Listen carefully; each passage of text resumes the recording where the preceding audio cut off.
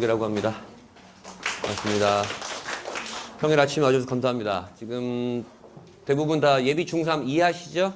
예비 고1은 없으시죠? 오늘은 지난 제가 12월 초에 10월 9일 날 발표됐던 2028 대입 개편 시안 가지고 설명을 드렸었어요. 근데 이제 12월 27일 날 확정안이 발표가 되었고요.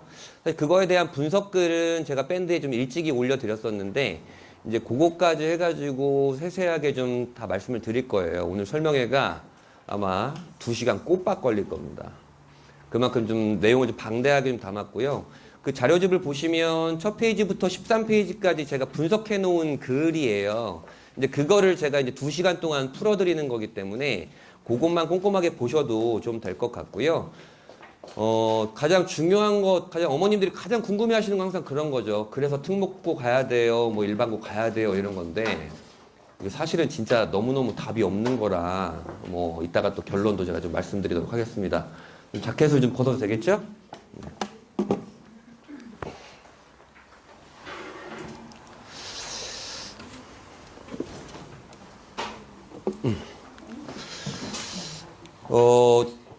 이제는 TV에 나왔던 것보다 유튜브에 나온 거를 더 이제 좋아하셔가지고 유니브 클래스라고 한 30몇만짜리 이제 입시 관련 유튜브가 있는데 거기에 몇 번 출연했고 올해도 아마 출연할 예정이긴 합니다. 1년 동안 그냥 입시로 이제 지내고 있고요. 한 1년에 한 350명에서 400명 정도 상담을 하고 있고 지금은 이제 정시 추가 합격자 발표 기간이에요. 그래서 아이들 이제 데이터 받고 있고 그 다음에 또 내년에 입시를 치를, 이제 아니죠. 올해 말에 치르겠죠? 이제 2025학년도 예비 고3 아이들의 입시를 위해서 입시 준비하고 있는 시즌입니다. 그리고 1, 2월 달 동안 해가지고 이제, 재원생 아이들, 비재원생 아이들 집중 상담 기간이었어요. 제가 올해처럼 중등 어머님들 상담을 많이 한 적이 거의 한 7, 8년 된 것 같은데 거의 1, 2월 2달 해가지고 한 90명 가까이 상담을 했거든요. 90명 신청을 많이 해주셔가지고 상담을 했는데 중등 어머님들이 좀 관심이 엄청 좀 많아지신 것 같습니다. 2028 대입을 이해하시기 전에 현재 대입이 어떻게 되어 있나를 이해를 하셔야 그래서 우리 아이들은 어떻게 변하는 거야를 알 수가 있거든요. 그래서 이번에 현재 지금 예비 고1까지 치러지는 입시를 좀 조망을 하고 그 다음에 여러분들의 입시는 어떻게 바뀔 것인지에 대한 것도 좀 말씀을 드리겠습니다. 자, 상위권대는 어딜 얘기하냐? 의대 3,000명입니다. 지금 증원 확대 관련해서 매일매일 시끄럽고 밴드도 계속 올려드리고 있죠. 이게 이제 5,000명으로 좀 바뀌게 되는데, 오늘 의대 설명회가 아니기 때문에 자세하게 말씀을 못 드리지만, 의대 관련 분석글은 제가 또 밴드에 올려드렸어요. 사실 분당 아이들한테는 엄청나게 뭐 많이 늘어난 수치는 아닙니다. 2,000명이 늘어나는 게. 왜냐하면 지역 인재 중심으로 늘어날 것이고, 또 우리 아이들이 분당 아이들이 지원할 수 있는 인원도 수시와 정시 또는 그 전형별로 쪼개고 보면 크게 그렇게 늘어나진 않고 정시로 봤을 때는 지방 치대 한의대 정도까지는 내려갈 것 같아요. 정시 입결이 5,000명으로 늘어나면 그리고 교과나 종합은 입결이 그렇게 내려갈 것 같지는 않고 그렇습니다. 그다음에 치대가 600명, 한의대가 700명, 그다음에 약대가 1,700명, 이제 수의대가 500명에서 우리가 흔히 의치한약수라고 하고 지금 메디컬 계열에 대한 열풍이 너무너무 늘어나고 있고요. 특히 의대 정원 확대뿐만 아니고 간호대까지 정원이 확대가 좀 확실시 되고 있는 가운데 제 친구들 중에 이제 선생님들도 되게 많거든요. 저한테 전화가 와요. 야, 나 수능 다시 본다고. 헛소리 하지 말라고 막 그러고 있는데 진짜로 그 졸업한 제가 이제 벌써 13년을 했으니까 졸업해서 회사 다니고 있는 애들도 있을 거 아니에요. 걔네들이 선생님 저 다시 한번 해보면 안 될까요? 뭐 이런 얘기도 진짜 많이 합니다. 그런 정도로 좀 관심이 좀 증폭되고 있죠. 의치한약수가 1년에 이제 원래 6,600명 선발을 하는데 2,000명 늘어나면 이제 8,600명 선발을 하겠죠. 꽤 많습니다. 그 다음에 이제 우리가 흔히 얘기하는 상위 11개 대학교, 서울대, 연세대, 고려대 11,000명, 서강대, 성균관대, 한양대, 이화여대 12,000명, 중앙대, 경희대, 한국외대, 서울시립대 15,000명에서 저기 한 4만 명 정도 선발을 하고요. 그 다음에 저는 이공계 인재가 될래요라고 하는 카이스트, 포스텍, 디지스트, 지스트, 유니스트, 켄텍 이라고 하는 곳이 이공계 특성화 대학교입니다. 저기 한 2,000명 정도 선발을 하고 그 다음에 전 선생님이 될래요라고 하는 교대가 4,000명인데 교대가 갈수록 인기가 좀 하락하고 있죠. 지금 4등급, 수능 4등급 맞은 아이가 지금 진주교대에 추가 합격됐다고 연락이 와가지고 그냥 던져보라고 했는데 덜컥 붙어가지고 저도 좀 불안합니다. 그 정도로 좀 내려간 상황이긴 해요.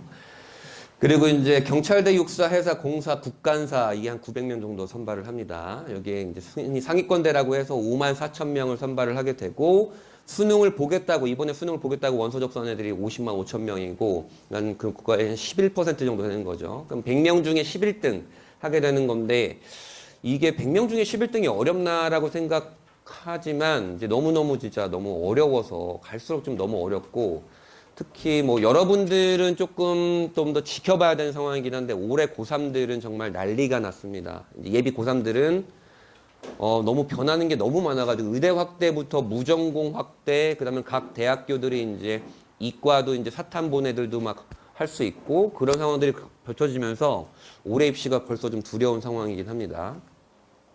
자, 그리고 현재 입시는 4+2 체제라고 합니다. 수시와 정시는 다 알고 계시죠? 수시는 원서를 6장, 정시는 원서를 3장을 지원을 하고요.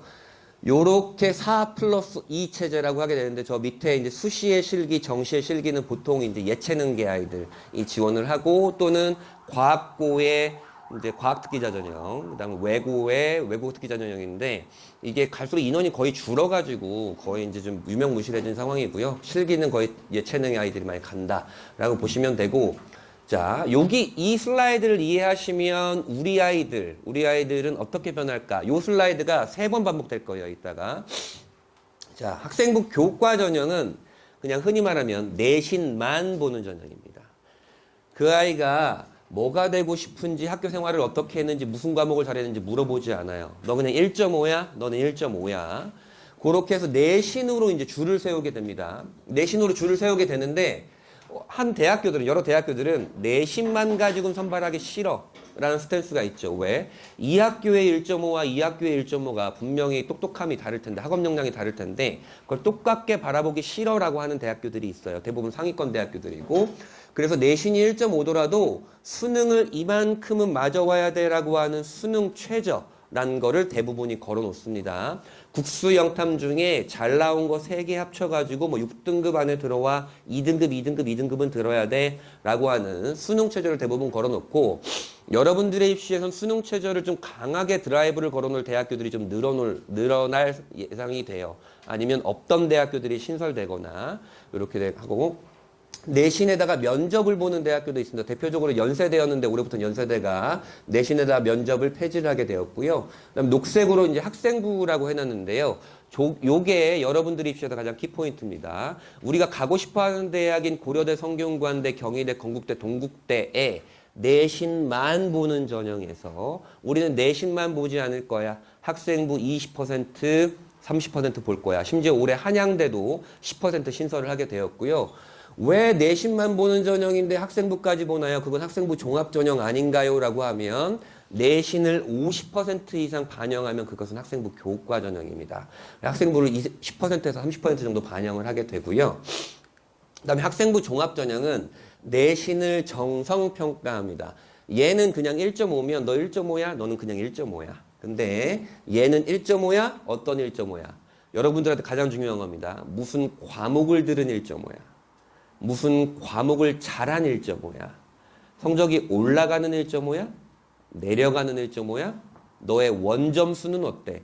너네 과목 평균은 어떠니? 몇 명이 들은 거야? 그 과목에서 어떤 탐구 활동들을 했어?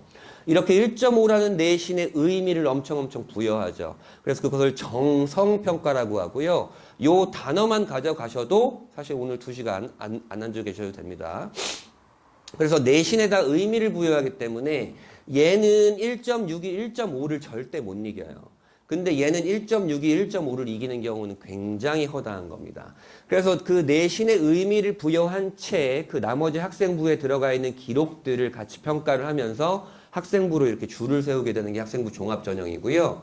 보통은 학생부에다가 이제 면접을 걸어놓는 게 일반적인 학생부 종합전형의 형태입니다. 면접이 없는 종합전형도 있고요. 그 다음에 메디컬 계열이나 상위권대 같은 경우에는 야, 학생부에다가 수능 최저도 할 거야. 심지어 면접도 할 거야. 뭐 이런 대학교들도 있습니다. 그 다음에 논술 전형은 논술 실력이 짱입니다. 뭐 논술에다가 수능 최저를 걸어놓는 곳이 대부분이긴 하고요. 내신을 반영하는 곳들도 있지만 뭐 내신은 크게 지금 유명무실한 상황이고 이게 여러분들의 입시에서 논술 전형이 어떻게 될까가 저도 좀 궁금하긴 한데 올해 고려대가 7년 만에 논술 전형을 신설을 했어요. 근데 이게 저는 굉장히 큰 의미라고 생각을 했는데, 왜냐하면 교육부가 논술 전형 운영하는 대학교를 굉장히 싫어합니다. 왜냐하면 논술 전형은 학교에서 대비가 안 되기 때문에 그래요. 그래서 사교육을 뭐 확대시킨다 이런 것들 때문에 하게 되는데, 그래서 논술 전형을 운영하는 대학교들의 퍼니시먼트를 줘요. 그래서 매해 대학 평가라는 걸 교육부가 합니다. 각 대학교별로. 그래서 항목들이 쫙 있을 거 아니에요. 거기에 대학별 고사를 운영하는 곳에 마이너스 점수를 줍니다. 예산을 감각하죠. 그래서 심지어 고려대가 논술을 신설했을 때 전년도보다 예산이 20% 감소했어요. 고려대가 그 20%를 감안하고서라도 논술 전형을 신설한 것은 이유가 있겠죠. 고려대의 의중은 오피셜하게 얘기한 건 아니지만 여러분들 아이들을 우수한 애들을 받기 위해서 지금부터 이제 시뮬레이션을 하는 거고요. 논술 전형을 어느 정도는 운영하고 싶다라고 하는 고려대의 의중은 있는데 이게 교육부가 어떻게 드라이브를 걸지는 아직은 좀 모르겠습니다. 그다음에 특기자 전형은 뭐 아이들의 예체능이니까 보고, 그다음에 정시 수능입니다. 심플하게 이제 수능 점수로 줄을 세우는 거죠. 우리가 겪었던 입시가 이제 이런 입시인 거죠. 근데 아시겠지만 서울대가 2023학년도, 재작년도 입시죠. 거기서 처음으로 우리는 수능 점수만 가지고 뽑지 않을 거야. 학생부도 볼 거야. 라고 했고, 고려대가 올해 우리 수능 점수 80% 볼 거야. 내신 20% 볼 거야. 라고 하고, 현재 예비 고2가 치르게 되는 2026학년도에 연세대도 우리도 수능 점수에다 학생부 평가할 거야. 그럼 우리가 가고 싶어하는 스카이 모두가 다 수능 점수만으로 선발하진 않죠. 이게 여러분들의 가장 키포인트인 겁니다. 여러분들 아이들이 이제 고등학교 올라갔을 때 정시에서도 수능에다가 학생부를 반영하는 대학교들이 많이 늘어날 텐데요. 그럼 이럴 땐 어떤 의미가 있을까요? 지금 스카이 정시를 준비하는 아이들은 3학년 2학기까지 공부를 합니다. 학교 공부를. 보통은 대부분 분당은 정시 중심의 지역이기 때문에 아이들이 3학년 1학기 딱 끝나고 9월 달에 수시 원서 접수하면 3학년 2학기 때는 심지어 뭐 가정학습 내기도 하고 3학년 2학기 때 학교 수업을 거의 안 해요. 그러면서 아이들이 수능 공부에 매진을 하게 되는데, 스카이 정시를 준비하는 친구들은 3학년 2학기까지 꼭 신경을 써줘야 되는 거죠. 그럼 다시 이런 대학교들이 늘어난다면 어머님들의 자제분들은 수능으로 가더라도 3학년 2학기까지는 내신도 챙겨, 뭐 과목 선택도 잘해, 학교 생활도 잘해, 이런 상황이 생기게 되는 거죠. 그래서 요게 이제 4+2 체제인데 요 슬라이드가 이따가 다시 반복될 거예요. 어떻게 변하는지. 자, 그리고 요거는 우리가 가고 싶어 하는 대학과 전국 196개 대학이 뽑는 모집의 모습이 다르다라는 겁니다. 이 비율은 여러분들 자제분들의 어떻게 변할지는 아직은 잘 모르겠어요. 사실 그 키포인트를 쥐고 있는 것들은 대학들이긴 한데 서울대가 2주 전에 발표한 게 있는데 그걸 가지고 우리가 좀 볼 수도 있을 것 같아요. 내신만 보는 전형은 좀 적게 뽑죠. 내신도 보는 전형은 3명 중에 1명으로 많이 뽑고 있어요. 논술 전형 11명 중에 1명 뽑고, 그 다음에 수능 전형을 10명 중에 4명 뽑습니다. 그러면 심플하게 수능으로 가는 게 가장 심플한 거 아니냐, 가장 많이 뽑으니까 이렇게 생각할 수 있잖아요. 그리고 분당 아이들도 정시로 많이 가니까. 근데 여기에 숨겨져 있는 숫자가 있죠. 사실 매해 조금씩 다르긴 하지만 상위 11개 대 기준으로 각 대학교에 정시로 입학한 N수생이 58%에서 62% 정도예요. 그러면 60%로 그냥 가정을 하면 이 40%는 오로지 우리 아이들, 현역 아이들의 것은 아니죠. 40%의 60%는 걔네 거고 40%의 40%인 16%만이 우리 아이들의 컸던 거죠. 물론 N수생을 무조건 60% 뽑을 거야, 재학생을 40% 뽑을 거야 이렇게 하는 건 아니죠. 수능 점수로 줄을 세우는 거니까. 하지만 매해 58%, 62% 정도 좀 데이터가 나오고 며칠 전에 1월 말에 지금은 발표를 못 해드리지만 성균관대가 이제 교사 대상으로 이제 그 입학 결과를 내놨어요. 근데 거기에 지금 N수생과 검정고시 합해가지고 거의 70%가 육박하더라고요. 정시 합격자에.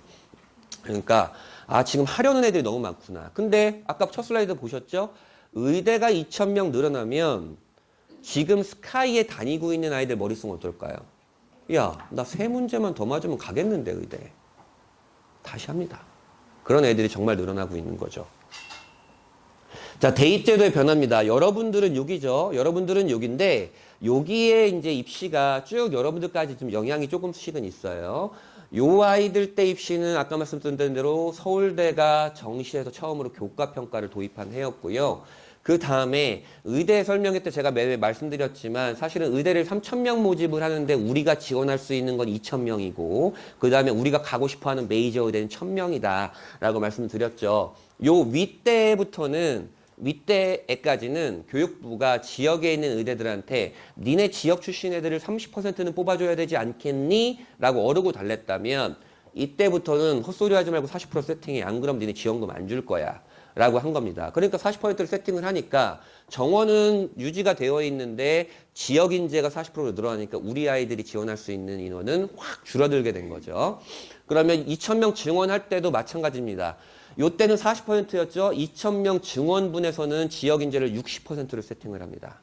그러니까 그렇게 많지는 않죠. 그 다음에 이제 이번에 대입시를 치른 아이들입니다. 고려대가 정시에서 내신을 20% 반영하는 전형을 신설하게 되었고요. 그 다음에 윤석열 정부에서 밀고 있는 첨단 분야 인재. 그러니까 과를 신설하거나 아니면 학과의 인원을 증원할 거면 다른 학과를 폐과시키거나 다른 학과 인원을 뺏어와서 여기 신설을 해야 되는데 그렇지 않고 순증하게 됩니다. 1,000명 정도 순증하게 되어서 지금 이과 애들이 좀 날개를 좀 달았죠. 그리고 주위에 지금 주위에 공부 잘한다는 애들 중에 문과 가겠다는 애들 거의 좀 없는 편이죠. 그래서 제가 대학을 갈 거면 문과를 가는 게 낫다. 경쟁이 덜한 곳에서 가는 게 낫지 않겠냐면 말을 하지만 그냥 귀에 잘 안 들어오는 상황이긴 하고요. 그다음 이제 다음에 입시를 치를 예비 고3 아이들의 입시는 요게 가장 키포인트가 되겠죠. 의대가 2,000명이 늘어나고 무전공이 확대가 되는데 의대는 각 대학별로 어떻게 확정이 될지는 4월 말에 이것도 4월 말에 좀 발표가 되고요. 그다음에 학교 폭력이 있으면 이제 대학교 가기가 좀 어려워지게 되었죠. 그 다음에 고려대가 논술을 신설을 하게 되었고 그거는 그렇고요. 예비 고2부터 아까 말씀드렸던 연세대가 우리도 정시에서 교과평가 도입할 거야 라고 했습니다. 그래서 스카이가 이제 정시에서 다 교과평가를 도입하게 되는 거고요. 우리 아이들의 입시는 제가 세세하게 말씀드리도록 하겠습니다. 요 세로 막대가 각 학년도별로 애들의 인원입니다. 학생 수예요. 여러분들 예비 중3 같은 경우에는 여기죠. 2028학년도 입시를 치르게 될 아이들이고 빨간색으로 표시를 해놨습니다. 그래서 요때까지는 예비 고1까지는 2015 개정 교육과정이고 요때부터는 고교학점제로 대변되는 2022 개정 교육과정입니다. 자, 예비 고2 아이들의 인원이 정말 많죠. 얘네가 누구예요? 황금돼지 아이들이죠. 자, 얘네가 좀 문제가 됩니다. 어떤 문제가 되냐? 얘네가 이제 고3이 돼서 입시를 치르면 얘네의 입시 결과를 보고 지원을 하잖아요. 그렇죠? 인원이 적기 때문에 어느 정도는 좀 헐겁습니다. 물론 N수생이 얼마나 늘어나야 다르긴 하겠지만 그러면 얘네들은 공격적으로 지원을 하게 되겠죠. 입시 결과가 헐거우니까. 그러면 떨어지는 애들이 많아질 것이고 얘네가 여기한테 엎어집니다. 그렇죠?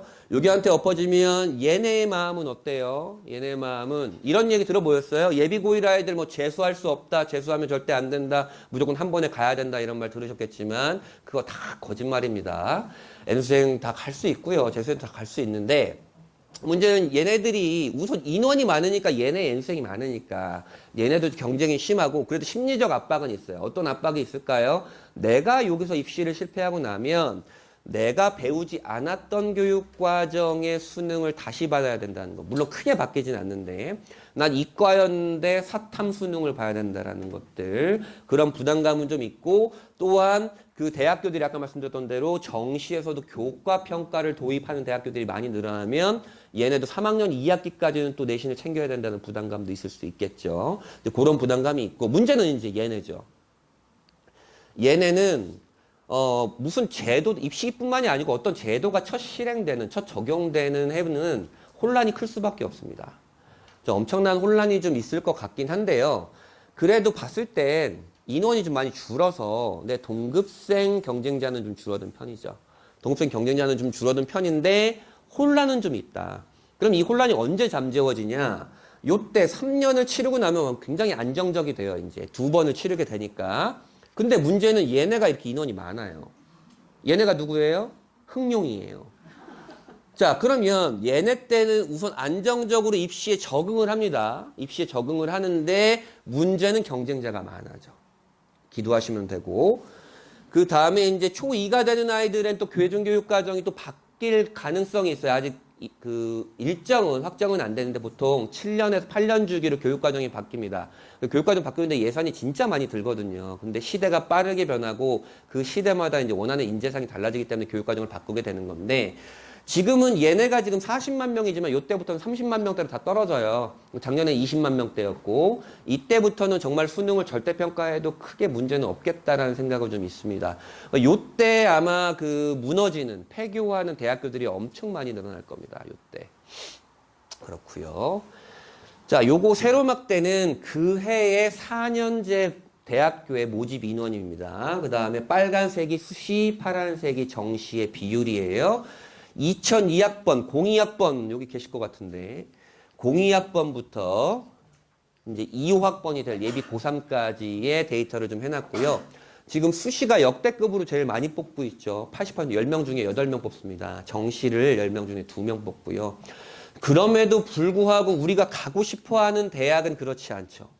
그러니까 전국에서는 정시를 제일 적게 뽑지만 우리가 가고 싶어 하는 대학은 현재 지금 40%를 뽑고 있어요. 근데 이 40%는 대학이 원해서 뽑는 건 아닙니다. 사실 대학 그 교육부에서 강제를 했기 때문에 뽑는 건데요. 요 노란색이 그 내신만 보는 전형이 교과 전형이고, 연두색이 내신도 보는 전형이 종합 전형이고, 파란색이 고려대 신설했죠? 논술 전형이고, 요게 이제 정시입니다. 그래서 11개대 평균으로 해가지고 5명 중에 2명을 정시로 뽑고 있는데, 여기에 60%가 N수생이다 라고 보시면 되고요. 그 다음에 아까 말씀드렸던 의치한약수 메디컬입니다. 3,000명을 뽑지만 우리가 지원할 수 있는 건 2,000명이고, 제가 데이터를 돌려봤을 때 2,000명 증원이 된다고 하더라도 5,000명 중에 3,000명 정도, 1,000명 늘어나는 상황이 될 거예요. 아마 밴드 자세하게 해놨으니까 보시면 되고요. 그래서 메디컬이 지금 6,600명을 선발을 하는데 우리가 지원할 수 있는 건 4,500등 안에 드는 겁니다. 전국 4,500등 안에 드는 거고, 자 보면 내신만 보는 전형은 5명 중에 하나, 내신도 보는 전형은 10명 중에 셋, 요거는 거의 안 뽑고, 보니까 우리가 지원할 수 있는 전형은 수능이 제일 많죠. 거의 50% 육박하죠. 근데 문제는 여기에 77.5%가 N수생이에요. 77.5%가. 아, 그렇구나 라고 보시면 되고요. 자, 요거는 각 대학교들이 6월 말이 되면 야, 우리 대학교 신입생 뽑아보니까 고교 유형별로 비율이 이렇더라 라고 하는 데이터를 내놓고, 그걸 제가 3개년치를 정리한 겁니다. 15개대 평균으로 지금 요때 63.3, 65.4, 65.9로 일반고 비율이 조금씩 늘어나고 있죠. 일반고 비율이 늘어나고 있다는 건 좀 우리 일반고 아이들한테는 좋은 현상인 것 같습니다. 근데 늘어날 때 왜 늘어났는가를 우리가 봐야 되는데요. 요때 내신만 보는 전형인 학생부 교과 전형을 운영하지 않던 상위권 대학교가 되게 많았었는데, 상위권 대학교가 요때 다 10% 이상을 신설하게 됩니다. 교육부가 강제해가지고요.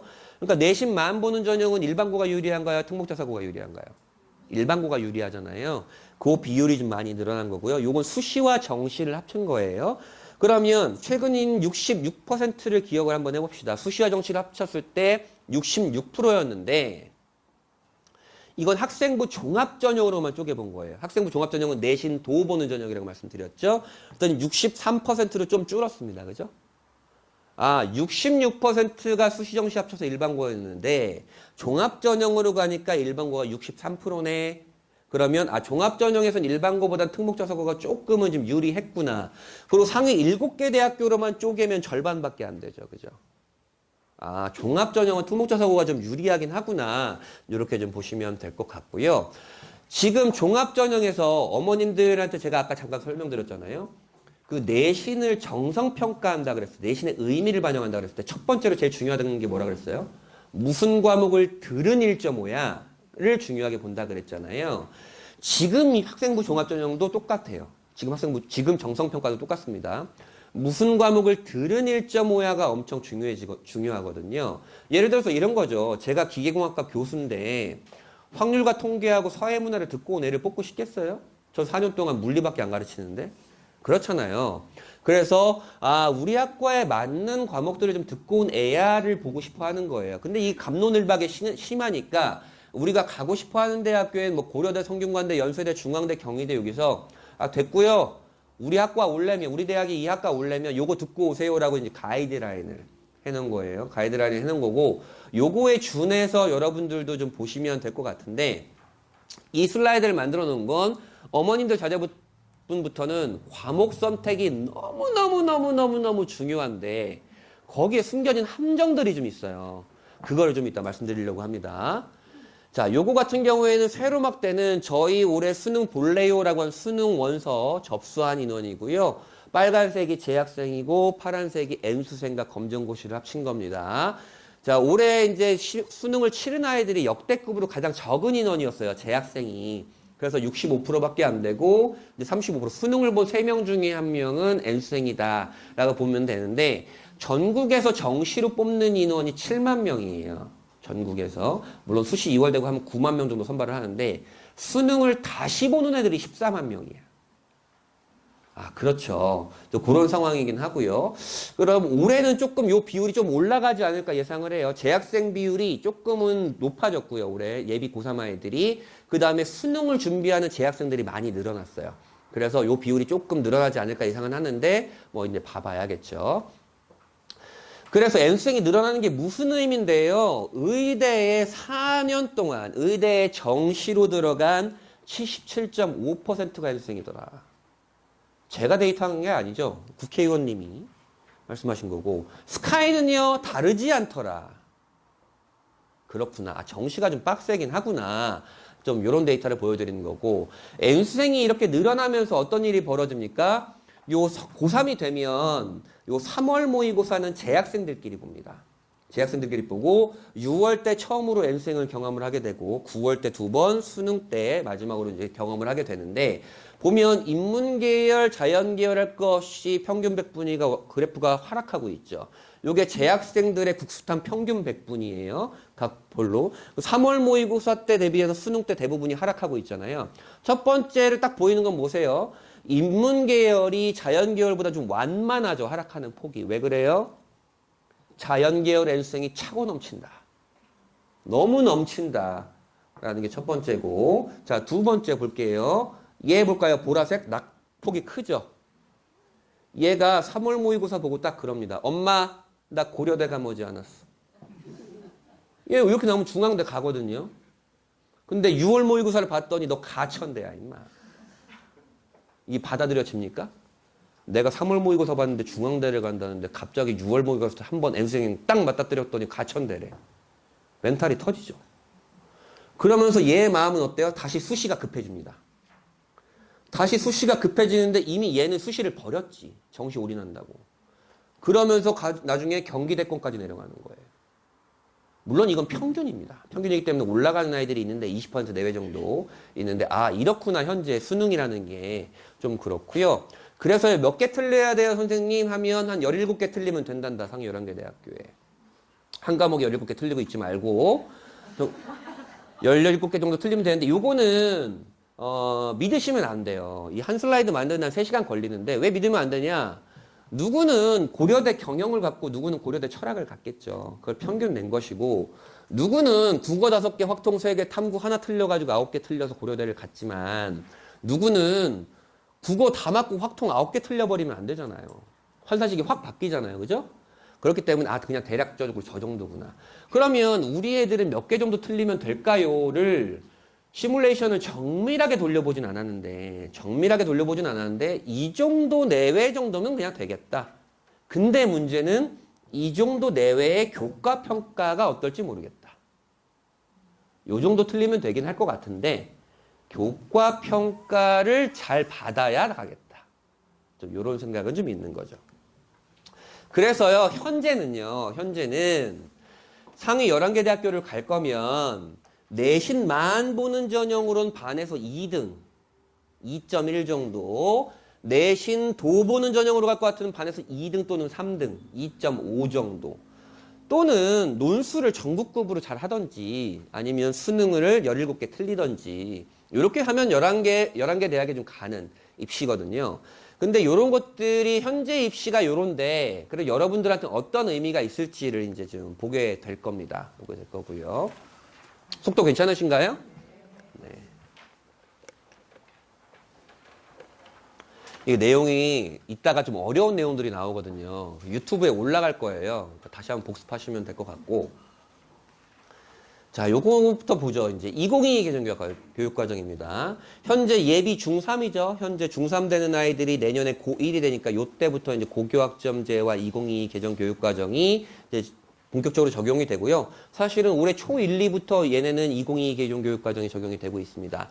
지금 각 선생님들을 대상으로 엄청나게 연수를 많이 했어요. 많이 했고, 사실 이것도 다 돈이잖아요. 연수하는 것도 다 돈인데, 제 밴드 글을 잘 보신 분은 아시겠지만 지난 6월에 한번 고교학점제를 발표한 건 되게 오래전 일이고 그때부터 연수가 시작이 됐고 6월에 한번 2028 대입 이렇게 할 거예요. 그 다음에 10월에 한번 2028 대입 이렇게 할 거예요. 12월 말에 마지막으로 확정 발표를 하게 되는데 이게 셋 다 바뀌어요. 입시가 바뀌면서 선생님들 학교 현장도 사실 되게 혼란스러웠습니다. 혼란스럽고 연수를 다시 해야 되는 상황도 많이 발생을 하는 거죠. 그런 난맥상이 좀 있었고요. 2022 개정 교육과정의 캐치프레이즈는 요 4개로 좀 나뉘게 되는데요. 우선 디지털 소양 강화. 디지털 소양 강화는 지금은 이제 IT에 대한 이해 없이는 이제 세상을 잘 못 살아가잖아요. 근데 챗GPT 같은 경우는 어머님들도 이제 활용하시는 분들도 좀 많이 있고, 그 다음에 이제 고교학점제가 도입이 되는데, 지금 올해부터 아시는 분은 아시겠지만, 이제 말씀드렸었는데, 원래 자유학년제였잖아요, 작년에. 작년까지 자유학년제였고, 올해부터는 자유학기제입니다. 그래서 1학년 1학기 때 자유학기를 하고, 1학년 2학기 때 대부분이 이제 지필평가를 실시하게 될 거예요. 근데 그건 학교장 재량이에요. 그래서 선원 수령 평가로 할지, 진짜 지필평가처럼 할지, 그 비율은 어떻게 할지는 각 학교마다 다르겠지만, 1학년 2학기부터 이제 지필평가를 실시하게 되고, 그럼 자유학년제에서 한 학기로 줄어드니까 1학년 2학기가 어디로 가느냐? 3학년 2학기로 가요.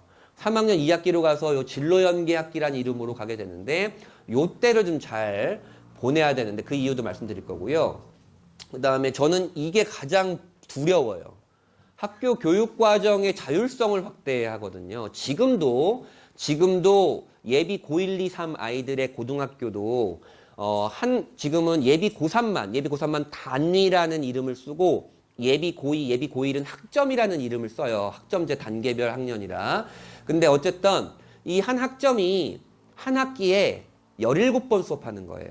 한 학기에. 그러니까 수학이 3단이면 17 곱하기 3을 하는 거예요. 한 학기 동안. 근데 이 17번의 수업 중에 한 번은 학교에서 알아서 하세요 라고 해요. 16번 수업을 하고 자율성을 주는 겁니다. 그래서 분당 고교백서를 보신 분들은 아시겠지만 제가 다 뒤에 정리해 놓은 것 중에 학교 자율과정이라는 게 있어요. 학교 자율과정을 이렇게 열심히 학교들이 막 하는데 열심히 하지 않는 고등학교도 있고, 근데 이게 확대가 되죠, 자율성이. 여러분들 학교장님 재량으로 여러분들 많이 좀 열심히 하세요. 알아서 하세요. 교육과정도 잘 편성하시고 이러면 그 고등학교의 구성원이 누구인가, 운영자가 누구인가, 얼마나 열심히 노력하는 학교인가에 따라서 옥석이 진짜 가려질 겁니다. 벌써 두려워요. 왜냐하면 열심히 하지 않아도 애들이 잘 가는 곳이 분당이었거든요. 그래서 제가 계속 강조드리는데 올해 하반기 때는 어머님들끼리 팀을 짜세요. 3, 4명 정도 팀을 짜서, 왜냐하면 같은 날에 입학 설명회를 하는 고등학교들이 꼭 있어요. 그럼 팀을 짜서 그 고등학교 가서 다 사진 찍으시고 비교하고 그 고등학교는 어떻게 고교학점제를 준비하고 있는지, 그 고등학교의 교육과정은 어떤지, 중점과정은 뭔지, 특성화과정은 뭔지를 아셔야 됩니다. 그게 제일 중요하고, 저도 몸은 하나니까 알바를 풀까 생각 중입니다. 올해 하반기 때는.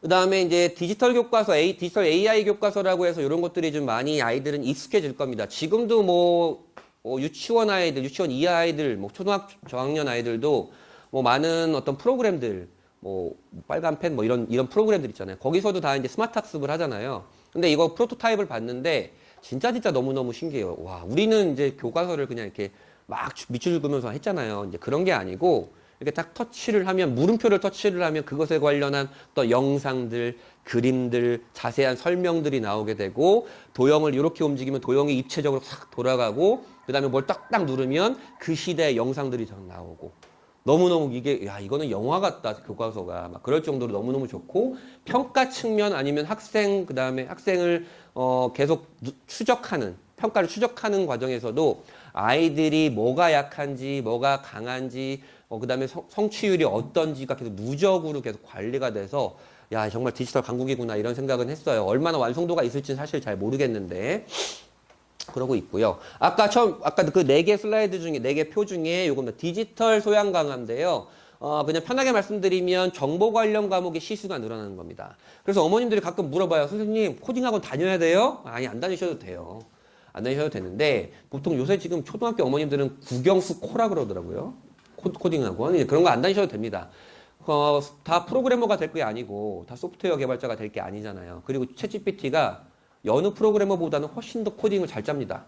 그러니까 그런 거를 할 필요는 없고 다만 그것의 활용을 좀 잘할 수 있는 상황이면 좋겠어요. 근데 활용하는 법도 사실은 진짜 다르거든요. 챗GPT에서 그냥 누구는 안녕, 넌 누구야? 이렇게 물어보지만 안녕, 의대 정원 확대에 대해서 어떻게 생각해? 이런 식으로 본인이 관심 있어 하거나 아니면 본인이 갖고 있는 배경 지식에서 나온 질문들 좀 질문들이 사실은 또 디테일할수록 답변이 되게 디테일하거든요. 이제 그런 것들에서 활용도가 좀 달라지긴 하거든요. 그렇고요. 그 다음에 아까 학교 자율성이라고 말씀드렸죠. 그래서 3학년 2학기 때 보통 10월, 11월에 분당의 고등학교들이 설명회를 하잖아요. 사실 분당은 너무 좋은 지역입니다. 이제 공립일반고들이 학교 설명회를 하는 지역이 진짜 손에 꼽아요. 진짜 손에 꼽아서 분당은 좋은 지역이고 아마 학교들이 부랴부랴 지금쯤 막 준비하고 있을 겁니다. 머리를 싸매고. 그 다음에 아까 말씀드렸던 자유학년제가 자유학기로 바뀌고 진로연계학기가 3학년 2학기로 바뀌게 되는데 요때는 뭐 물론 특목자사고를 준비하는 아이들도 준비하겠지만 일반고를 가더라도 요때 그걸 알아야 돼요.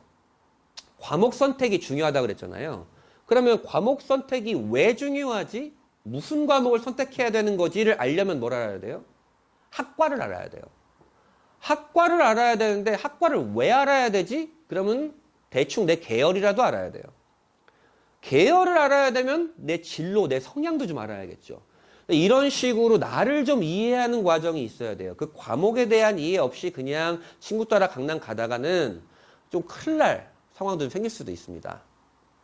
그리고 이제 그린스마트 미래학교라 그래서 이게 정말 엄청난 예산이 지금 뿌려지고 있는 건데 이제 고교학점제가 되면 어떤 과목은 100명이 듣고 어떤 과목은 20명이 듣고 뭐 이런 소인수 과목들이 굉장히 많이 늘어날 거고 과목의 성격에 따라서도 필요한 교실의 모습이 되게 다를 거고 기자재도 다를 거예요. 그다음에 디지털 AI 교과서가 이제 다 보급이 될 거니까 학교에 이제 인터넷 인프라라든지 이런 것들도 하게 되겠죠. 그래서 이 교실의 모습들이 이제는 좀 네모 중심, 그냥 약간 건물 중심에서 아이들의 학습 중심의 환경으로 좀 바뀌게 된다라고 말씀을 드리는 거고 고교학점제는 이렇게 이루어지는데요. 그냥 편하게 생각하시면 대학교라고 그냥 생각하셔도 편합니다. 그냥 대학교에서 과목을 깔아놓고 너 알아서 선택해. 근데 꼭 들어야 되는 게 있고 네가 선택해서 들어야 되는 게 있어. 그리고 들었어? 이렇게 가르칠 거야. 이렇게 평가할 거야. 그래, 평가했어. 오케이, 패스? 오케이, 너 졸업. 이렇게 되는 거. 이게 고교학점제입니다. 이걸 좀 다르게 얘기하면 너 먹고 살 길 좀 빨리 좀 찾아. 이렇게 말할 수도 있을 것 같고요. 자, 이게 좀 중요한 그 개념이긴 한데요. 공동교육과정이라는 단어는 좀 많이 들어보셨을 겁니다. 현재 분당에서도 공동교육과정이 많이 활성화되고 있고 사실 타 지역보다는 분당이 공동교육과정이 활성화되어 있지는 않아요. 왜 그러냐면 아이들이 정시로 가는 애들이 많기 때문에 공동교육과정은 추가로 본인이 시간을 내가지고 그 학교에 가서 수업을 듣는 거거든요. 이게 뭐냐? 일종의 품앗입니다. 예를 들어서 제가 인공지능학과를 가고 싶은데 우리 학교에는 인공지능 관련 수업이 없어. 그럼 아이의 죄는 아니잖아요. 하지만 난 꼭 그걸 들어야 돼. 그러면 그 학교에 들을 만한 애들도 없어. 그래서 학교끼리 묶어요. 야, 우리는 인공지능 수업 개설할 테니까 니네 학교 중에서 인공지능 듣고 싶은 애들은 우리 학교로 와서 들어. 그래, 니네 인공지능 개설할 거야? 그럼 우린 국제정치 개설할게. 우리는 화학실험 개설할게. 이렇게 학교들끼리 품앗이를 합니다. 품앗이를 해서 아이들의 과목 선택권을 존중해주고 확보해주는 것이 공동교육과정인데요. 여러분들부터는 이 공동교육과정이 굉장히 더 활발해질 수밖에 없어요. 지금도 온라인, 오프라인으로 하게 되는데 왜 활발해질 수밖에 없냐면 지금 예비 9일까지 아이들이 듣는 과목의 수보다 여러분들이 듣는 과목의 수가 16개가 많아요. 선택할 수 있는 과목이. 그러니까 선택할 수 있는 과목이 많다 보니까 그 한 학교에서 그 과목을 모두 다 깔 수 없잖아요. 선생님들도 한정되어 있다 보니까. 그래서 이런 학교끼리 공동교육과정을 깔게 되고 그것이 학교 간이건 온라인으로 하건 그렇게 좀 활발하게 될 것이다. 그래서 공동교육과정을 무조건 대부분 많은 아이들이 좀 하게 될 겁니다. 현재는 학교끼리 연합을 하게 됩니다. 권역으로, 분당이 권역으로 나눠가지고 18개 고등학교들이 권역으로 나눠서 몇 개 학교끼리 묶어가지고 하고 있고 그것도 밴드에 제가 올려놨어요. 그런데 이 학교에서 공동교육과정 하는 것도 좀 부족하니까 성남시 교육청에서 온라인으로 또 공동교육과정을 깔고 있어요. 이런 식으로 좀 가게 될 겁니다. 그 다음에 고교학점제가 되면 어떻게 변할까인데 요거는 제가 음영 처리를 해놨죠. 이게 애초에 계획은 다 성취평가제였어요. 다 절대평가였다고요. 그러니까 선택 과목은 절대평가로 하는 걸로 이제 확정을 해놨었는데 그걸 다 뒤바꾼 거죠. 그 다음에 바꾸게 되는 거는 아이들이 듣는 과목의 그 수업 시수가 조금 줄어듭니다. 창체 활동까지 해가지고 192학점을 듣게 되고요. 그 다음에 좀 특이한 거는 지금도 약간 그렇긴 하죠. 지금은 학급 중심의 행정이잖아요. 우리 반에 뭐 27명이 있으면 27명 중심의 행정이에요. 근데 이제는 아이들 중심의 시간표와 행정이 됩니다. 왜냐하면 각자 다 선택하는 과목이 다르기 때문에. 그래서 담임의 개념도 학급 담임보다는 학급 담임의 역할도 있지만 보통 그냥 그 아이들을 토탈 그냥 관리하게 되는 수업 시스템을 관리하게 되는 역할로도 좀 바뀌게 될 거고. 그다음 지금 걱정되는 건 사실 좀 이런 거죠. 과목의 수가 늘어나는데 지금 제 친구들이랑도 이제 뭐 술 한잔 하다가 이런 얘기도 하는데 과목의 수가 늘어나는데 그 과목이 난 뭔지 모르겠어. 인공지능 수학이 뭐야 대체? 난 대학교 때 배워본 적도 없는데. 이거 공부해야 되잖아요. 그리고 심지어 나는 전혀 대학에 관계가 없던 과목도 나보고 부전공으로 하래. 비슷하니까. 이게 무슨 과목인지 모르겠는데 나보고 그걸 가르치래. 그래, 이런 연수들을 많이 한다고요. 어쩔 수 없이 또 가르치게 되잖아요. 그것에 과연 전문성은 어떠할까에 대한 것도 고민이 되고 그 선생님들의 마음은 또 어떠할까 이런 것도 좀 고민은 됩니다. 그 다음에 이제 이게 중요한 거죠. 여러분들의 자녀들이 듣는 교육과정의 과목들입니다. 2022 개정 교육과정이고 여기를 보시게 되면 이제 공통과목이라고 돼 있고요. 그 다음에 일반 선택과목, 진로 선택과목, 융합 선택과목이라고 돼 있습니다. 뭐 다른 게 필요 없이 대학교로 얘기를 하면 공통과목은 교양 필수입니다. 야, 사람이라면 들어야지. 졸업하려면 들어야지. 이런 겁니다. 네 전공과 관계가 없어도 이 정도 소양은 있어야 돼. 라고 하는 게 공통과목입니다. 교양 필수죠. 그 다음에 일반 선택 과목은 전공 필수 과목입니다. 전공 필수 과목. 야, 그 전공을 하려면 이 과목은 무조건 들어야지 뭔 소리 하는 거야. 이렇게 얘기하는 거고. 그다음 진로 선택과 융합 선택은 전공 선택 과목이죠. 네가 그 전공을 하려는 건 알겠고 그래서 너는 뭘 공부하고 싶은 거야? 를 얘기해 주는 거죠. 근데 문제는 이런 거죠. 이렇게 빨간색 박스 친 게 우리 아이들의 수능범입니다. 뭐 이렇게 파란색 박스 친 건 수능범이긴 한데 절대평가인 과목이고요. 절대평가인 과목이고 빨간색 박스 친 게 수능범위인데 상대평가인 과목입니다. 근데 아시겠지만 내신은 5등급으로 완화됐잖아요. 근데 수능은 그냥 1등급부터 9등급으로 똑같이 갑니다. 수능은 똑같이 가고요. 그 다음에 기존에 10월 초에 시안을 발표했을 때는 야, 이공계열 애들이 미적분과 기하를 안 배우고 오는 건 말이 안 되잖아. 그래서 얘네를 심화 수학으로 묶어가지고 대신에 애들이 학업 부담이 크니까 절대평가로 하자. 이걸 검토할게. 라고 얘기를 했었어요. 근데 그것이 이제 없어졌죠. 심화 수학이 없어진 겁니다. 자, 그러면 여기서 지금 분당은 좀 선행 많이 하잖아요. 교육특구니까. 미적분을 공부하고 있는 친구들이 많습니다. 그럼 미적분, 아이들한테 그러면 미적분의 의미는 어떻게 다가갈까요? 이제 수능 공부를 안 하잖아요. 미적분 수능 공부를 안 하잖아요. 미적분은 내신으로서의 의미와 글자로서의 의미만 남게 되는 거예요. 글자는 뭐예요? 세부 능력 및 특기사항.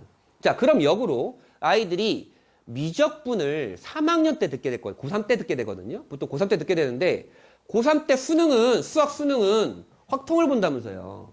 수원, 수투 확통을 보는 거예요. 그러면 그 고등학교에서 미적분을 기존의 수능 난이도처럼 낼까요? 기존의 수능 난이도처럼 내지 않아요. 못 내죠. 내신 난이도, 쉬운 난이도로 낼 거 아닙니까? 그렇기 때문에 아이들은 미적분을 지금처럼 수능 난이도로 공부할 필요는 없습니다. 미적분이 안 중요하다는 게 아니에요. 기억하시죠? 수능에서도 정성평가를 할 그 대학교들이 많이 늘어날 거고, 그건 3학년 2학기 때까지 무슨 과목을 어떻게 듣고 성취했는가가 중요한데, 이공계열을 갈 거라면 당연히 미적분 기하를 들어야지. 근데 수능 난이도로 공부할 필요는 없다. 반면에 그러면 확통은 어때요? 기존의 이과 애들은 수원, 수투, 미적을 예비고일까지는 수능을 보는데, 이제는 수원, 수투, 확통인 문과 범위로 보게 되잖아요. 그죠? 근데 보통 중학교 아이들이 선행을 할 때 수원, 수투, 미적하고 딱 들어간다고요. 확통은 1학년 겨울방학 때 하지 뭐. 이렇게 되잖아요. 그 생각이 조금 바뀌어야 될 상황은 있어요. 왜냐면 확통이 들어가기 때문에. 그러니까 이과 스페셜리스트들한테는 확통이 그렇게 어려운 과목은 아니에요. 미적분보다 양이 3분의 1 정도밖에 안 되고. 하지만 확통이 수능에 직접적으로 들어가게 되고, 이 얘기는 수능 범위가 이과 애들한테 확 주는 거죠. 이건 수능을 직접 출제하는 기관이 평가원도 이걸 알고 있을 거 아니에요. 교육과정 평가원도. 근데 이 대수 미적분 원이라는 과목은 지금으로 따지면 수원 수투입니다. 근데 수원 수투는 수능이란 제도가 생긴 이래 계속 수능 범위였어요. 꼬아낼 만큼 꼬아내고 난이도도 있을 만큼 있어내고 그 수능 의대 정시를 준비하는 수능 스페셜리스트들한테 수원 수투는 엄청 익숙하고 너무 쉬운 과목이에요. 쉽다고 얘기하면 또 욕먹겠지. 어쨌든 익숙한 과목이죠. 익숙한 과목인데, 그러면 평가원도 여기서는 변별이 안 날 가능성이 많겠다. 그러면 확통해서 변별을 내야 될 상황도 생길 수도 있겠죠. 이거는 평가원의 공식 입장이 아니고 제 뇌피셜인 겁니다. 그러면 확통의 선생님 양이 적다면서요. 적죠. 적은데 확통의 함정이 있어요. 이게 쉽게 내려면 정말 쉽게 낼 수 있는데, 어렵게 내려면 한 문제 푸는데 30분 이상 걸릴 수 있게 낼 수 있어요. 교육과정 안에서도. 속된 말로 노가다를 해서. 그럴 수도 있겠구나. 그럼 또 머릿속에 확통을 해야겠구나 이렇게 심어드리는 것 같아서 그건 절대 아닌데, 미적분 기하도 중요한데 확통이 수능에 직접 들어가는 거니 지금 생각을 해보셔야 된다라는 거고, 영어와 한국사는 큰 변화는 없죠. 똑같습니다. 절대평가로요. 근데 문제는 탐구죠. 자, 탐구가 통합사회 통합과학만 보는데, 문과건 이과건 할 거 없이 통합사회 통합과학을 보는데, 얘네 언제 배우는 거예요? 1학년 때 배우죠. 2학년 때는 얘네가 이걸 들을 거 아니에요. 애들이 학교에서는. 근데 2학년 때도 이거 하고 있어야지. 수능 과목인데. 3학년 때 이거 들을 거 아니에요. 3학년 때 또 하고 있어야지.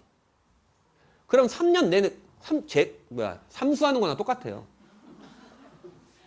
현역, 재수, 삼수 공부하는 거 아닙니까?